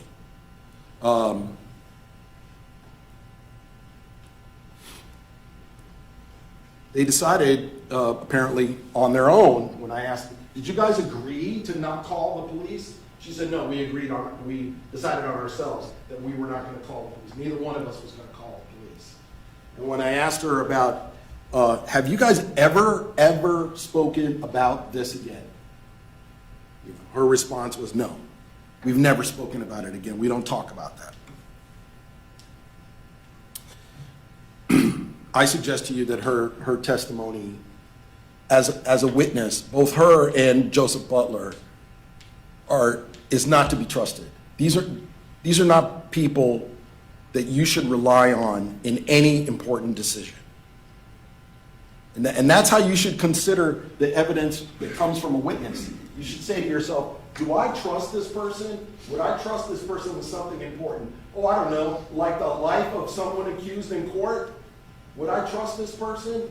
I suggest to you, I wouldn't trust either one of those two people to take care of my dog,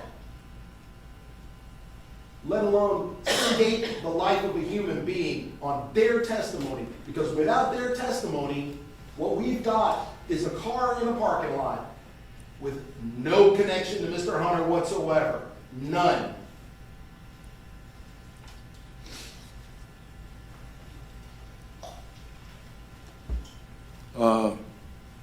Mr. Kewen took the stand. After that, he was another person who brought in a tremendous amount of evidence. Again, he did not have Joseph Butler's fingerprints or DNA in order to do any comparison. He didn't have Joyce Butler's DNA or fingerprints in order to do any comparison. He didn't have Lisa Moore's fingerprints or DNA to do any comparison. Officer McDonald found the vehicle in the parking lot. Officer Uglione, the fireman, apparently there was some dispute about getting into the vehicle. I'm not sure why he was called. Mr. Kane showed up and testified that he rolled the prints on Theresa Green and the fingerprints matched. We knew it was Theresa Green in there. They found Mr. Kewen testified that Mr. Hunter's prints were found in his own apartment. Okay? Then we get to Houston. Miss Huell testified that she responded at some point to a burning van in Houston, Texas. We know that's the van that was being driven around by Mr. Hunter. When she found, or the Houston Fire Department found the van, it was 2 months after Theresa Green had died. 2 months. By the way, we know for a fact that there is no evidence of any crime in that van. No one testified ever that Mr. Hunter had put Theresa Green in the back of that van, which, by the way, would have made a lot more sense.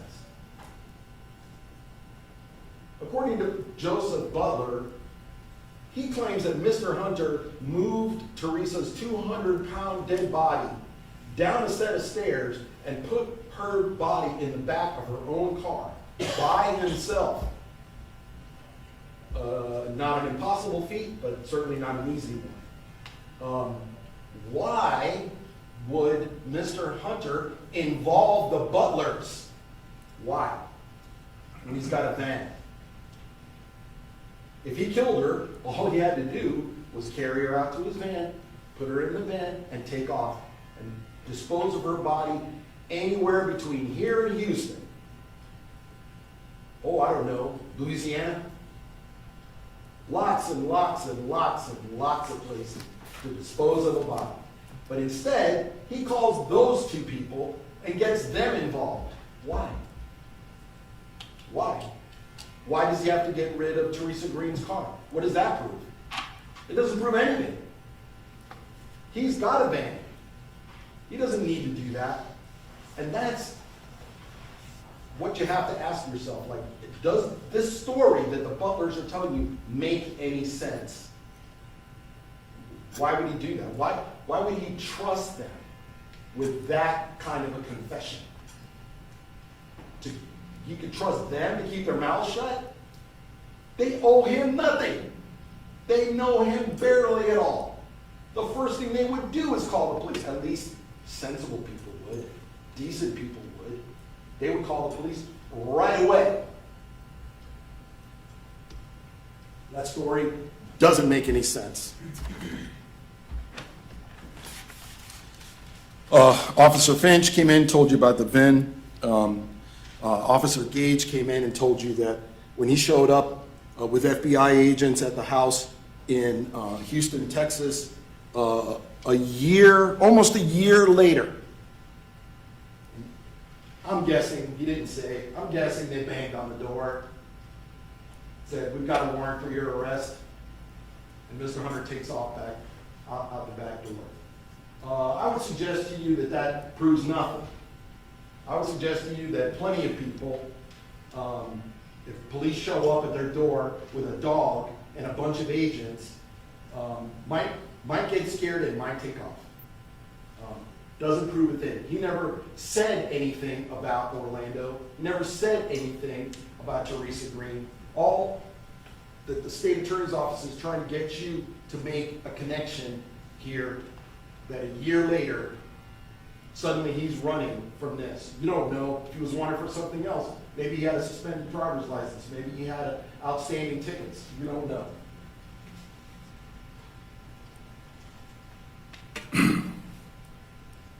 Finally, we get to the medical examiners. And this is really important because I would suggest to you that there are plenty of reasons for you to have really serious doubts about whether or not Theresa Green was even murdered. Very serious doubts like this. Both Dr. Utz and Dr. Arden told you that as medical examiners, if they hear about a body being in a trunk, their presumption is that somebody got murdered, right? And that's reasonable. It's a reasonable place to start, but it's not the be-all, end-all of the discussion. Why? Well, you heard Dr. Utz agree. You know, people can have other reasons to dispose of bodies besides having killed them. People have motivations for disposing of bodies and inconvenient truth, as we like to refer to it. There can be reasons, and I suggest to you that the reason in this case that the Butlers disposed of this body or had somebody help them dispose of this body was because they could not be found to have been involved in anything that would end up with them being thrown out of their apartment. I don't know, and y'all don't know either, if anyone killed Theresa Butler. We don't know if Theresa Butler didn't just die from falling down those stairs.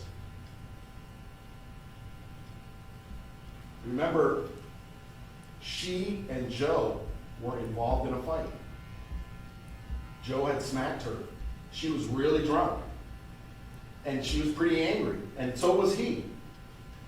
We just don't know what happened after that. We don't know where Theresa Green died. There's no evidence, zero evidence that Theresa Green died in her own apartment. There's nothing that puts her in her own apartment. We simply don't know where that happened. Dr. Utz, I thought Dr. Utz was a pretty honest guy and responded, I think, fairly to a lot of my questions. And I would characterize his description of a lot of the things that he observed in these photographs as being kind of waffly. He said, well, number one, we know he didn't perform the autopsy, so he didn't put his hands on the body and see it from different angles. He told you all, he thought that Dr. Gore, the guy who actually did the autopsy, did a really sloppy job. And that he's the inheritor of that sloppy job. In other words, all the choices that got made for photographs and things like that were done by a guy who did a sloppy job. And he had to try to look at these pictures and figure out what happened. He said, well, they're possibly contusions, hard to say. Difficult to tell what's happening. Kind of looks like fingernail marks. He admitted that a person who's deceased and secreted in a trunk, you're going to look for strangulation, right? I mean, both experts agreed that you kind of start there.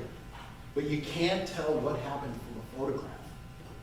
He says, I'm not sure because I wasn't there. These are quotes from his testimony. Use your own recollection. But that's how he was talking about it. And you saw his demeanor. He was being very honest and not really sure about a lot of things. Why? Because he's looking at photographs. He's looking at photographs that are years old and not very good. One of the things he mentioned was how, the quality of photographs back then are so much worse than they are now. He says, the hyoid bone, a little darker on one side, could be a shadow. Could be hemorrhage. I can't say for certain. That's what he testified to from the stand. I think this is hemorrhage. A person decomposing, you'll get things that look like hemorrhage. You'll get things that look like hemorrhage. There was no fracture of the hyoid. When he was asked directly, do you believe there's a dislocation? His answer was, I suspect that's what Dr. Gore was taking a photo of. Not yes. I suspect that that's what Dr. Gore was taking a photo of. I'm not sure what that means. It's not an unconditional affirmation of his belief in a dislocation.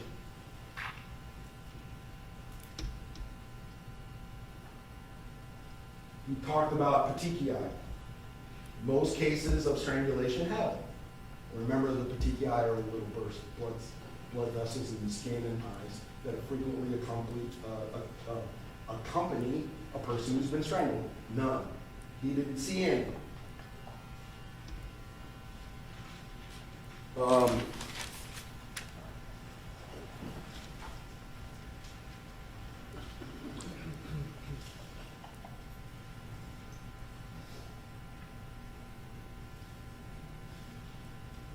He mentioned, in the answer to one of the questions that I asked him about the image that was being shown of the hyoid that had been completely stripped, that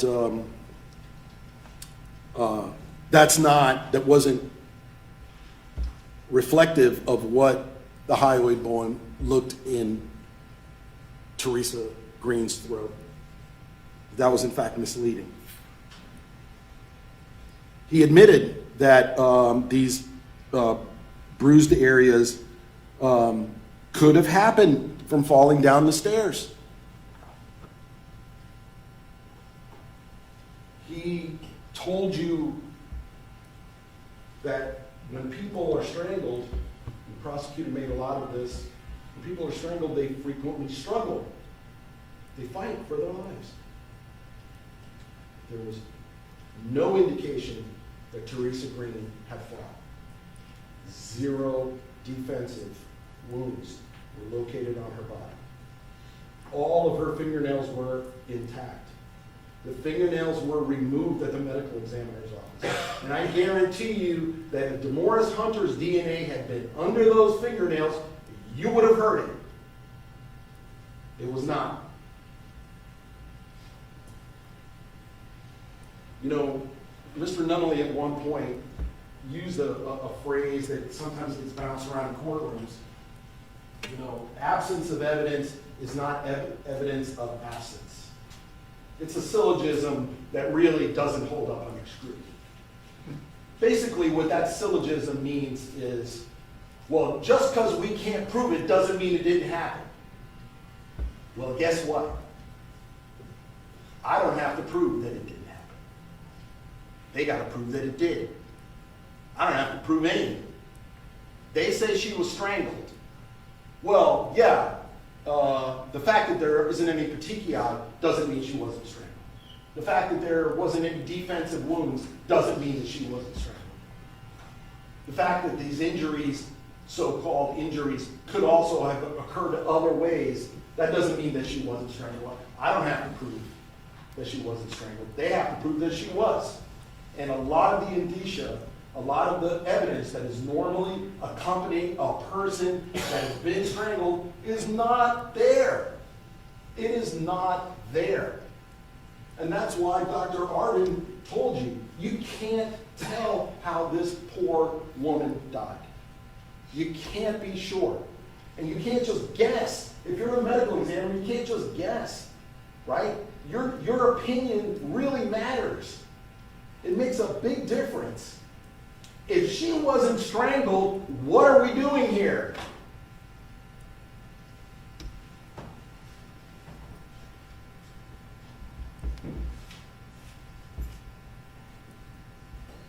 The state referred to an image that showed a big dent in the wall in her apartment where the drywall was broken.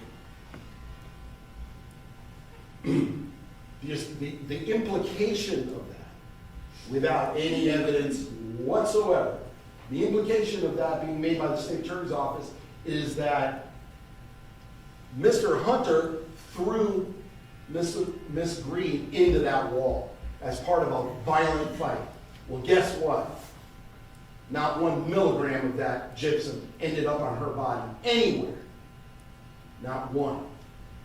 If there was any gypsum on her body, you at least could say to yourself, well, she either fell into that wall for being so drunk, or somebody pushed her into that wall. But guess what else? No witness has testified they ever heard a big bash in that apartment. And I would suggest to you, you can't throw somebody into a wall, especially a wall in an apartment building where the two apartments are sharing a wall. Everything's connected by wood, right? You would hear that. Just like in any house here, somebody slams the door across the house, you're going to hear it. Nobody said they heard a sound. So we have no idea when that drywall was damaged. And we have absolutely nothing to connect that to Theresa Green. You could throw it out.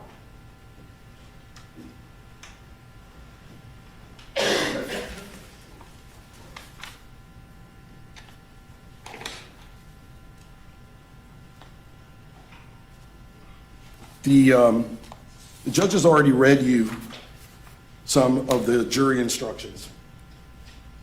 And I just want to repeat that I have no idea what happened to Theresa Green. I know she's dead.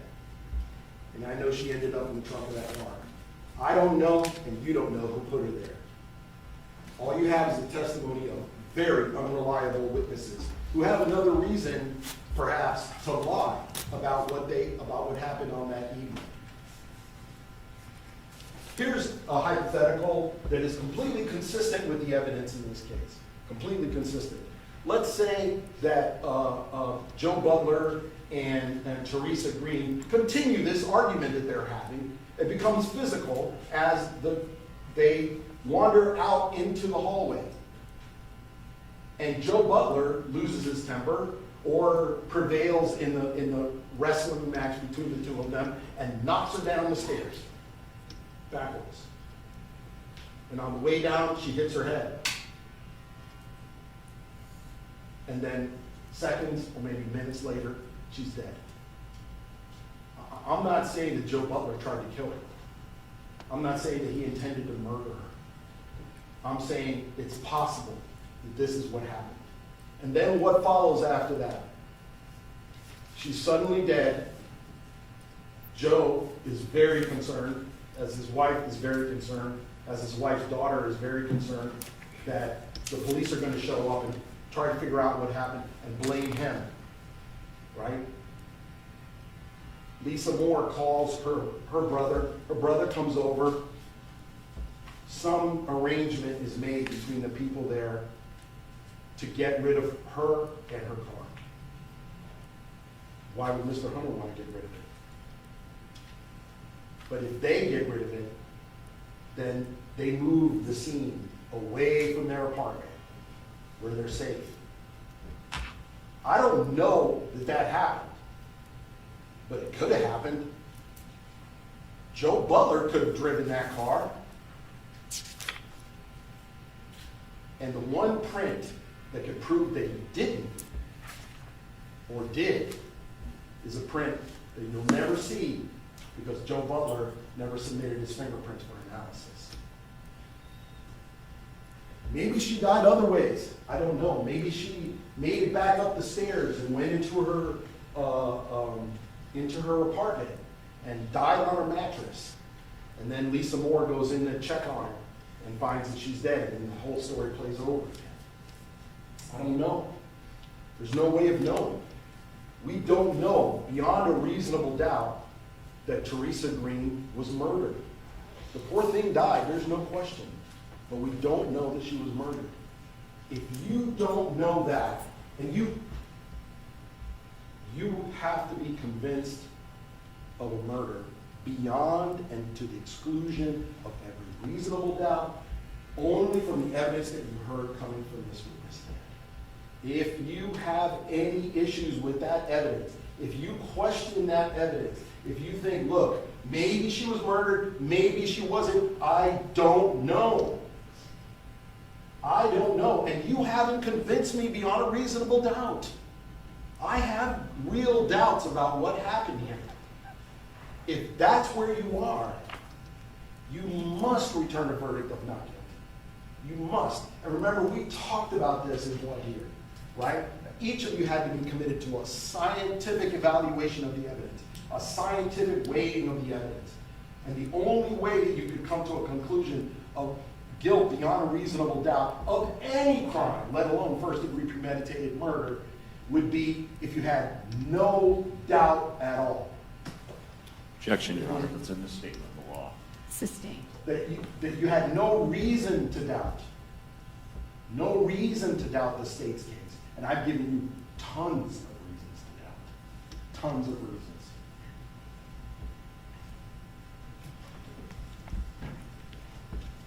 The excusable homicide instruction says, when a killing occurs by accident and misfortune in the heat of passion upon any sudden and sufficient provocation. Could that have happened in this case with the Butlers and Theresa Green? It's possible. There's no way to disprove that. It certainly is possible.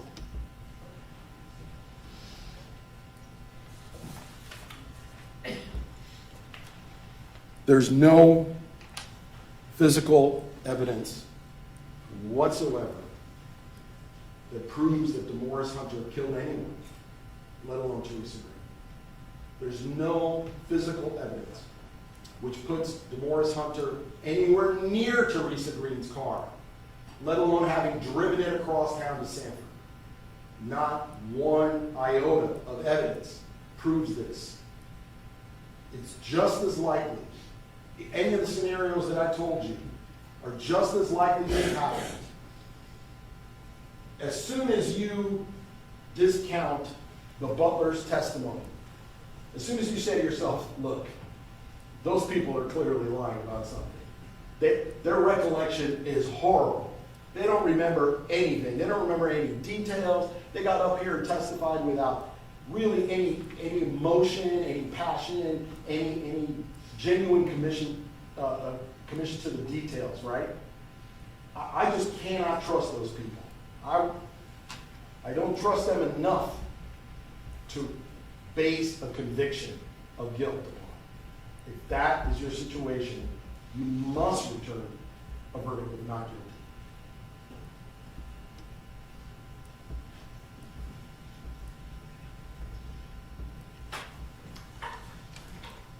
Ladies and gentlemen, I want to thank you for your patience in listening to everything that I had to say. I know it was a lot, and we had a lot to cover.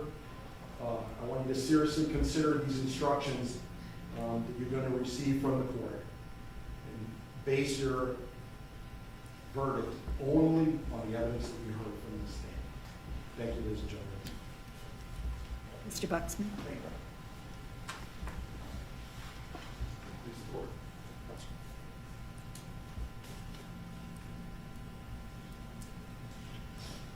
Mr. Marrero started his closing argument telling you that we are friends, we're colleagues, we've known each other for a long time. Mr. Marrero and Mr. Self are excellent lawyers, and they are doing a good job for their client.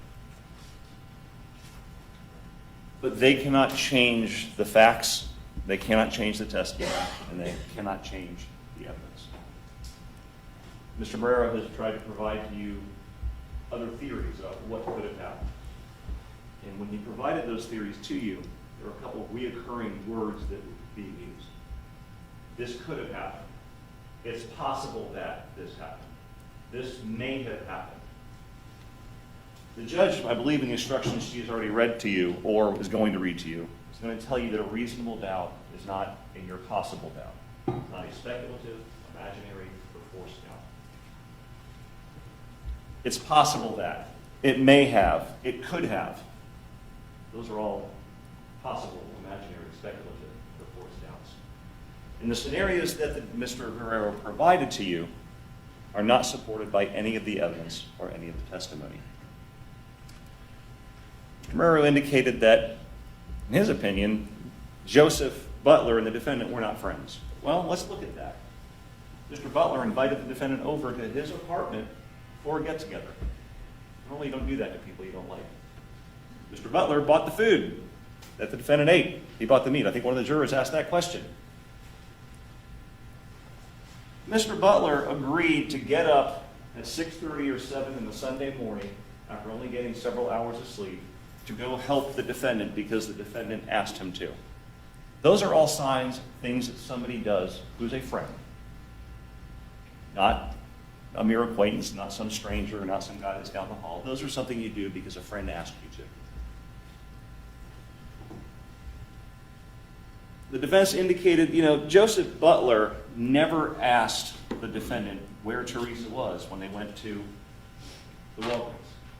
Well, the testimony was that Joseph Butler got the keys to the van, the defendant left, Joseph Butler walked downstairs. When he got downstairs, the defendant was already in the car, Theresa Green's car. He got into the van and they left. He never actually saw what was going on in that car. He only comes to learn that Theresa wasn't there when they get to Walgreens and they get back in. The defendant gets back in the van. At that point, the defendant says, I messed up.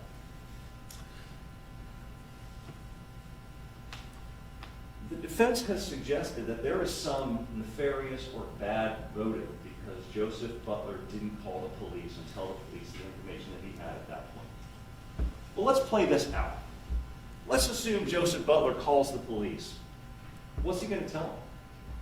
911 operator is going to say, well, did you see Miss Butler get injured? Is she hurt? Was she harmed? Well, no, not really. The last time I saw her, she walked up the stairs and went into her apartment. Well, has anyone told you that she was hurt or she's missing or injured? No. Well, why are you calling me?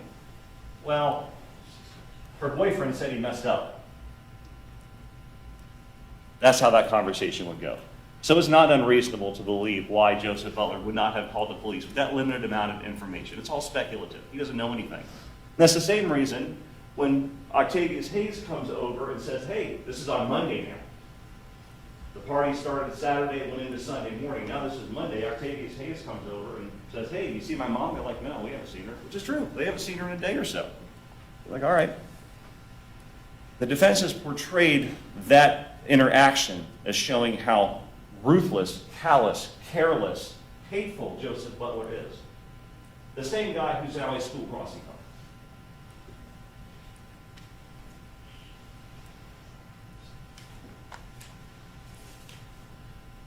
The defense has suggested that Joyce Butler, Joseph Butler, Lisa Moore, and now potentially Lisa Moore's brother were involved in this grand conspiracy. That somebody in that group, they suggest Joseph Butler, was the one that killed Theresa Green. And they all came up with this story to tell the police when they came and talked to him. And they all came in today, except for the brother, he didn't testify, but the other three came in during this trial and committed capital perjury in front of you in this case and made this whole story up. That is unreasonable, ladies and gentlemen. There is no grand conspiracy against the defendant. We'll get into that in a little bit more later on. The defense threw out a possibility that Lisa Moore called her brother because Joseph did something bad to Theresa and they were all had to cover that up. Again, there's that word again, possibility. No evidence whatsoever to suggest that was the reason behind the call. None. And again, that the evidence and the testimony is what you are to rely on in making your decision.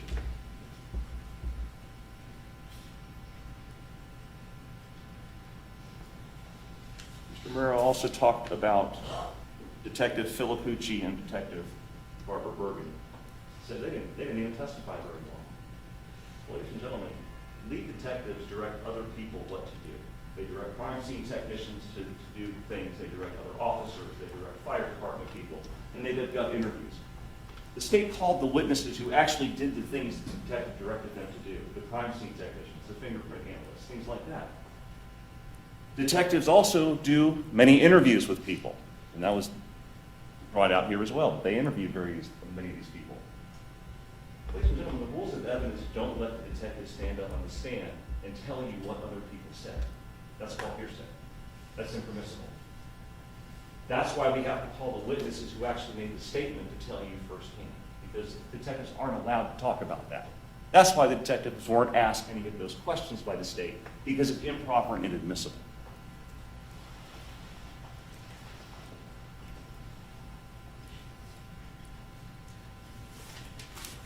There was a question about why would the defendant even put the victim's body in the trunk of her car? Why wouldn't he just put it in the van and leave and drop the body off someplace else? Let's walk through that to the logical conclusion. So he's going to put this body wrapped in a sheet in a van that there is no trunk. You can look in the window and see everything inside the van and drive it away. Or you could put the body in a locked trunk that no one else would have access to and no one can see, and it's safe for a period of time. That's why he didn't put the body in the van. He put it in Theresa's car and brought it to Walgreens.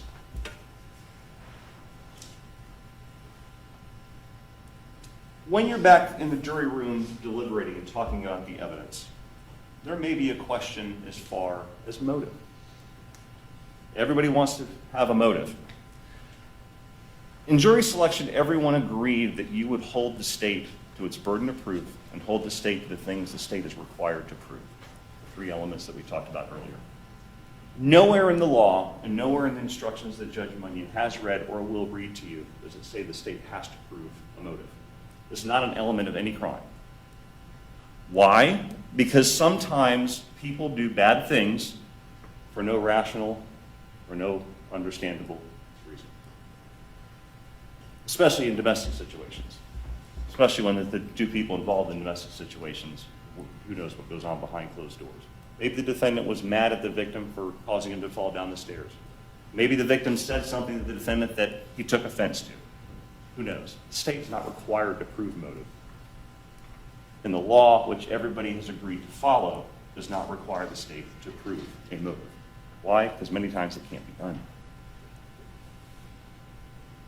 The defense indicated, look, no witness heard any kind of a bang to account for that hole in the driveway. Well, it's not like it was a bang on a door or a shattering glass window or somebody threw a piece of furniture. It's a piece of drywall. Would it create a thud? Absolutely. But we know the hole was there, and we know the hole was there during the time period that Octavius Hayes wasn't at the house. So clearly there was some noise which caused that hole. We can't discount that the hole was there.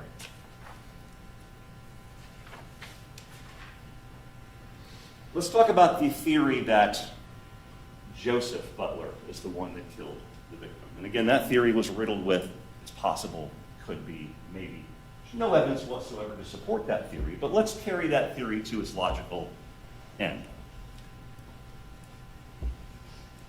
We have to assume that Joseph Butler, if he intended to kill Theresa Green, did it because she slapped him.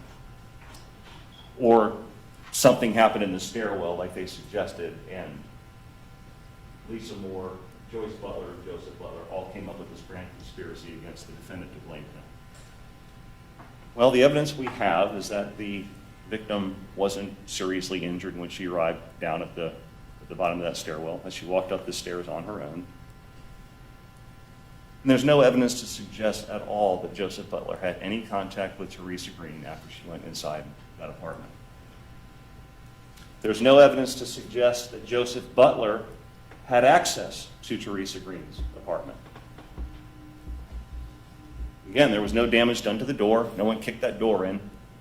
So Joseph Butler would have had to, if something didn't happen in the stairwell and he planned to kill her, he would have had to leave his apartment either unknowingly to his wife or his wife as part of this grand conspiracy, go into Theresa Green's apartment without causing any damage whatsoever to the door, kill her, and then he is going to have to arrange somehow to move the victim's body, because we know the victim's body was found in the trunk of her own car at Walgreens. He would have had to somehow get a hold of Theresa Green's keys to her car, which likely would have been in her apartment. And he would have either somehow had to driven Theresa Green's car himself to Walgreens and then found a way back, or recruited somebody else in this grand conspiracy, maybe his wife or his daughter or his son, according to the defense theory, to follow him, to drop the body off, and then to come back. And we're assuming, obviously, in this scenario, that they used Joseph Butler's car to do it and not the defendant's van. If Joseph Butler actually killed Theresa Green, don't you think he would have come up with a better story?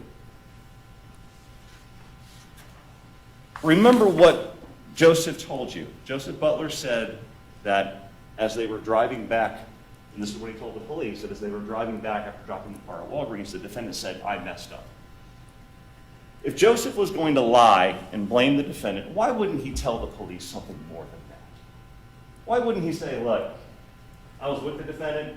He admitted after we dropped the body off, I didn't know anything about it, I wasn't involved. He admitted killing her. And I was afraid to call the police." Why not come up with a better story if he was going to try to lie and blame this man here?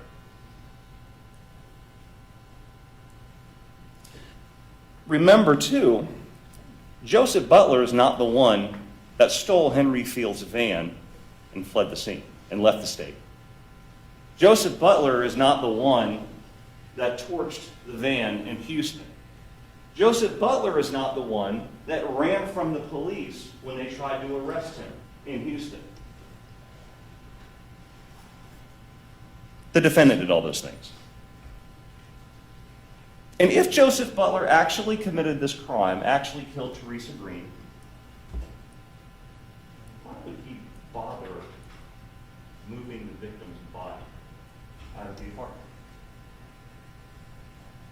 Why take that risk?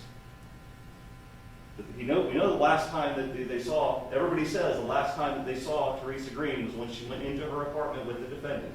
All three witnesses, Joseph Butler, Joyce Butler, and Lisa Moore, said that. Why would he move the body? Why wouldn't he just leave the body in the victim's apartment, the same place that the defendant had access to, because he's the boyfriend, and leave her there? Why would he go through all this other process? That makes no sense whatsoever. We know why the defendant wanted to move the body and distance himself, because he was the one that was last seen going into the apartment with the victim, and he's the one that had access to the apartment with the victim. So he has a reason to distance himself from it. Joseph Butler would have no reason. In fact, we'd be better off if the victim's body was found in the apartment, because he could say, "Look, that's the boyfriend. He had access. He must have did it."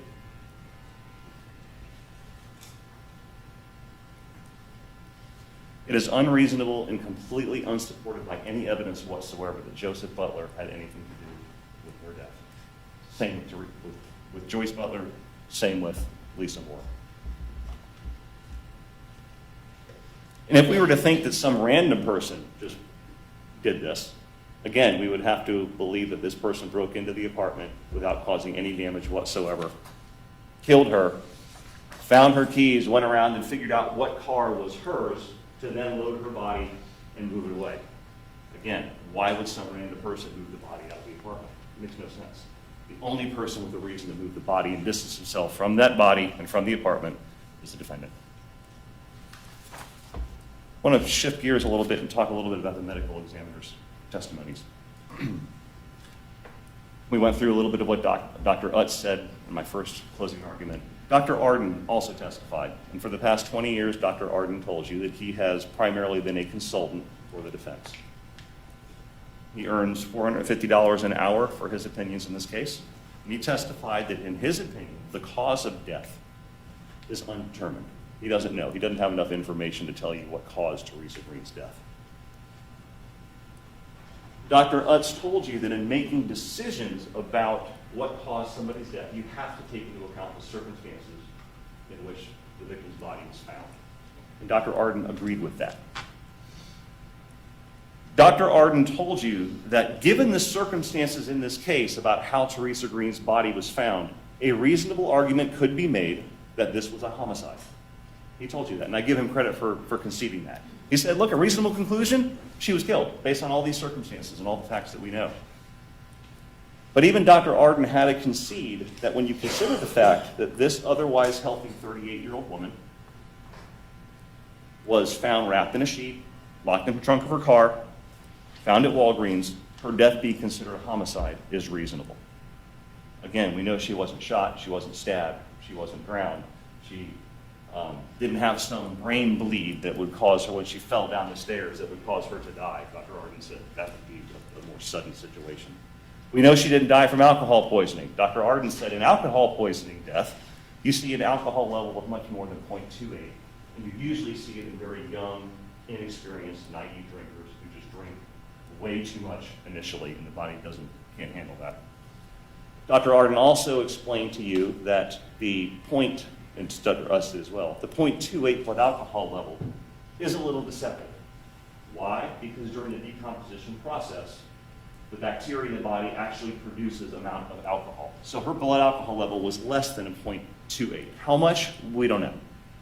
But again, we do know that when she fell down the stairs, no matter how impaired she was able to get up, walk up the stairs on her own, and go into her apartment. Not like she had to be carried.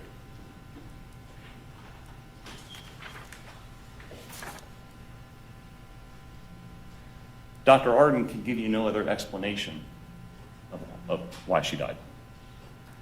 Let's look at the things that Dr. Arden disagrees with Dr. Utz about. Dr. Arden indicated the injuries that we saw in the photos to her lips, the eye, the large area of swelling in the side of her neck, and the contusions that Dr. Utz saw on the sides and back of her neck that looked like fingernail marks were the result of natural decomposition.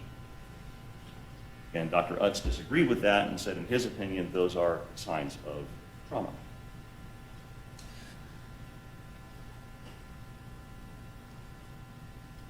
And again, we know that we have a broken watch in the victim's apartment, as well as a really big hole in the drywall that wasn't there before. We heard a lot about petechiae. And petechiae, the doctors explained, is caused when the oxygenated blood travels through the carotid artery into the brain. But the jugular veins, which allow that blood to be released from the vein and the brain and go back into the circulatory system, are blocked or occluded. So when the carotid artery is allowing blood to flow in, the jugular veins are blocked, doesn't allow the blood to flow out. That pressure starts to build up because there's more and more blood flowing in. And that causes the little tiny capillaries and blood vessels in your eyes and your face to burst, which causes the petechiae. And I think one of the jurors actually wrote a question to the judge and picked up on this. Because if the carotid arteries are blocked and occluded, no blood is being allowed into the brain, no oxygenated blood. So there's no pressure being built up, and there's no petechiae that is forming. So you're not going to see petechiae if the carotid arteries are compressed. Dr. Arden or Dr. Utz explained to you, especially in cases of hanging, where both the jugular veins and the carotid arteries are fully compressed, you don't see signs of petechiae again because the blood isn't flowing into the brain and building up the pressure there. That's why the absence of petechiae is not dispositive of anything. Sometimes you see it in strangulation cases, sometimes you don't. Just because it's not there doesn't mean she wasn't strangled. Dr. Utz also explained to you, look, I looked at the photos and I didn't see any petechiae. Granted, the photos weren't great quality. They were 24 years old. And the decomposition process, he explained, does affect the eyes, and she was face down in the trunk of the car. But bottom line is there's no evidence of petechiae, but that doesn't mean she wasn't strangled based on the reasonable explanations that the doctors provided. I want to talk real quick about the areas of her neck. Dr. Utz told you that these linear scratch-like marks that look like fingernail marks he thought were consistent with fingernail marks. Dr. Arden said that these marks, in his opinion, are from the natural decomposition process. What was really interesting to note when he was being cross-examined, it was brought out that there were other places of her body that were subject to decomposition. And Mr. Bentley asked Dr. Arden, is there any other place on her body that was also subject to the same decomposition process that had these similar fingernail-looking marks? He said, well, no. Why?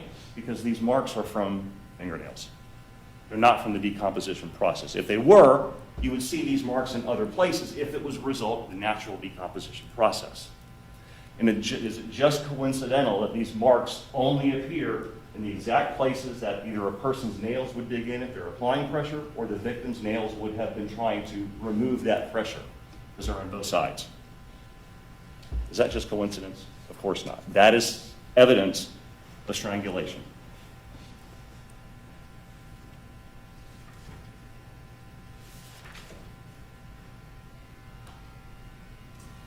Referring back to the hyoid bone, Dr. Arden agreed that this reddened area on the hyoid bone looks a lot like a hemorrhage.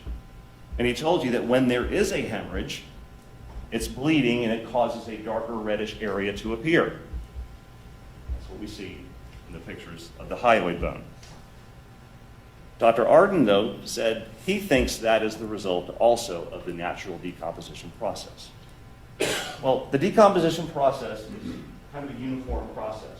It doesn't make any sense whatsoever that the decomposition process would affect just that specific point on the hyoid bone and not the rest of the hyoid bone, not the surrounding tissue, nowhere else. It is much more consistent that that specific place hemorrhaged because of the pressure being put onto it during the strangulation process, just like Dr. Utz explained.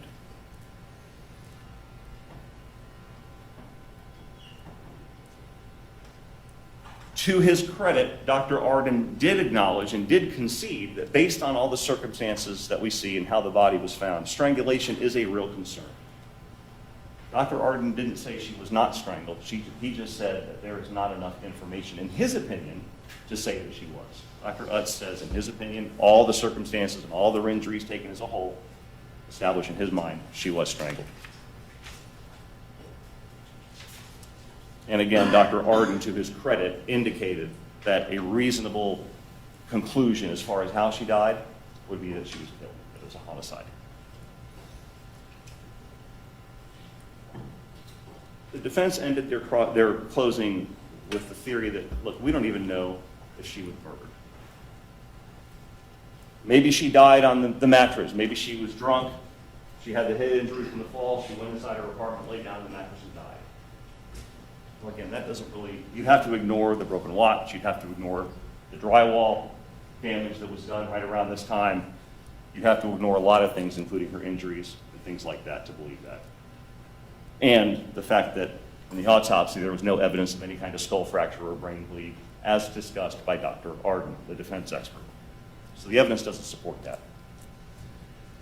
But let's think about the theory that the victim wasn't murdered, that she just died. Let's assume that position and carry that to the logical end. She's young, no indication of any gunshot, stab wound, we've been through all these. She just died on her own, the healthy 38-year-old woman, for no reason. Again, you would first have to ignore the injuries to her head and neck area. You'd have to ignore the evidence of the hemorrhage and the dislocation of the hyoid bone. You then have to ignore common sense, because when you look to the circumstances surrounding how her body was found, that no one called 911 or the police and say, hey, Theresa Green is just dead. I walk in and she's there. That didn't happen. That's what a reasonable person would do if they came across somebody who just died. You call the police. You call 911. You go get help. You don't wrap the victim's body up, stick it in the trunk, and hide it. That's not what reasonable people would do.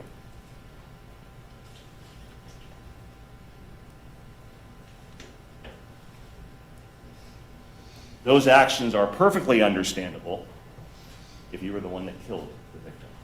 Then you try to hide what you did. Then you try to hide the results and the evidence of the crime you committed. Then you try to flee the state. Then you try to run from the police. That's what a murderer does. That's what Demorris Hunter did.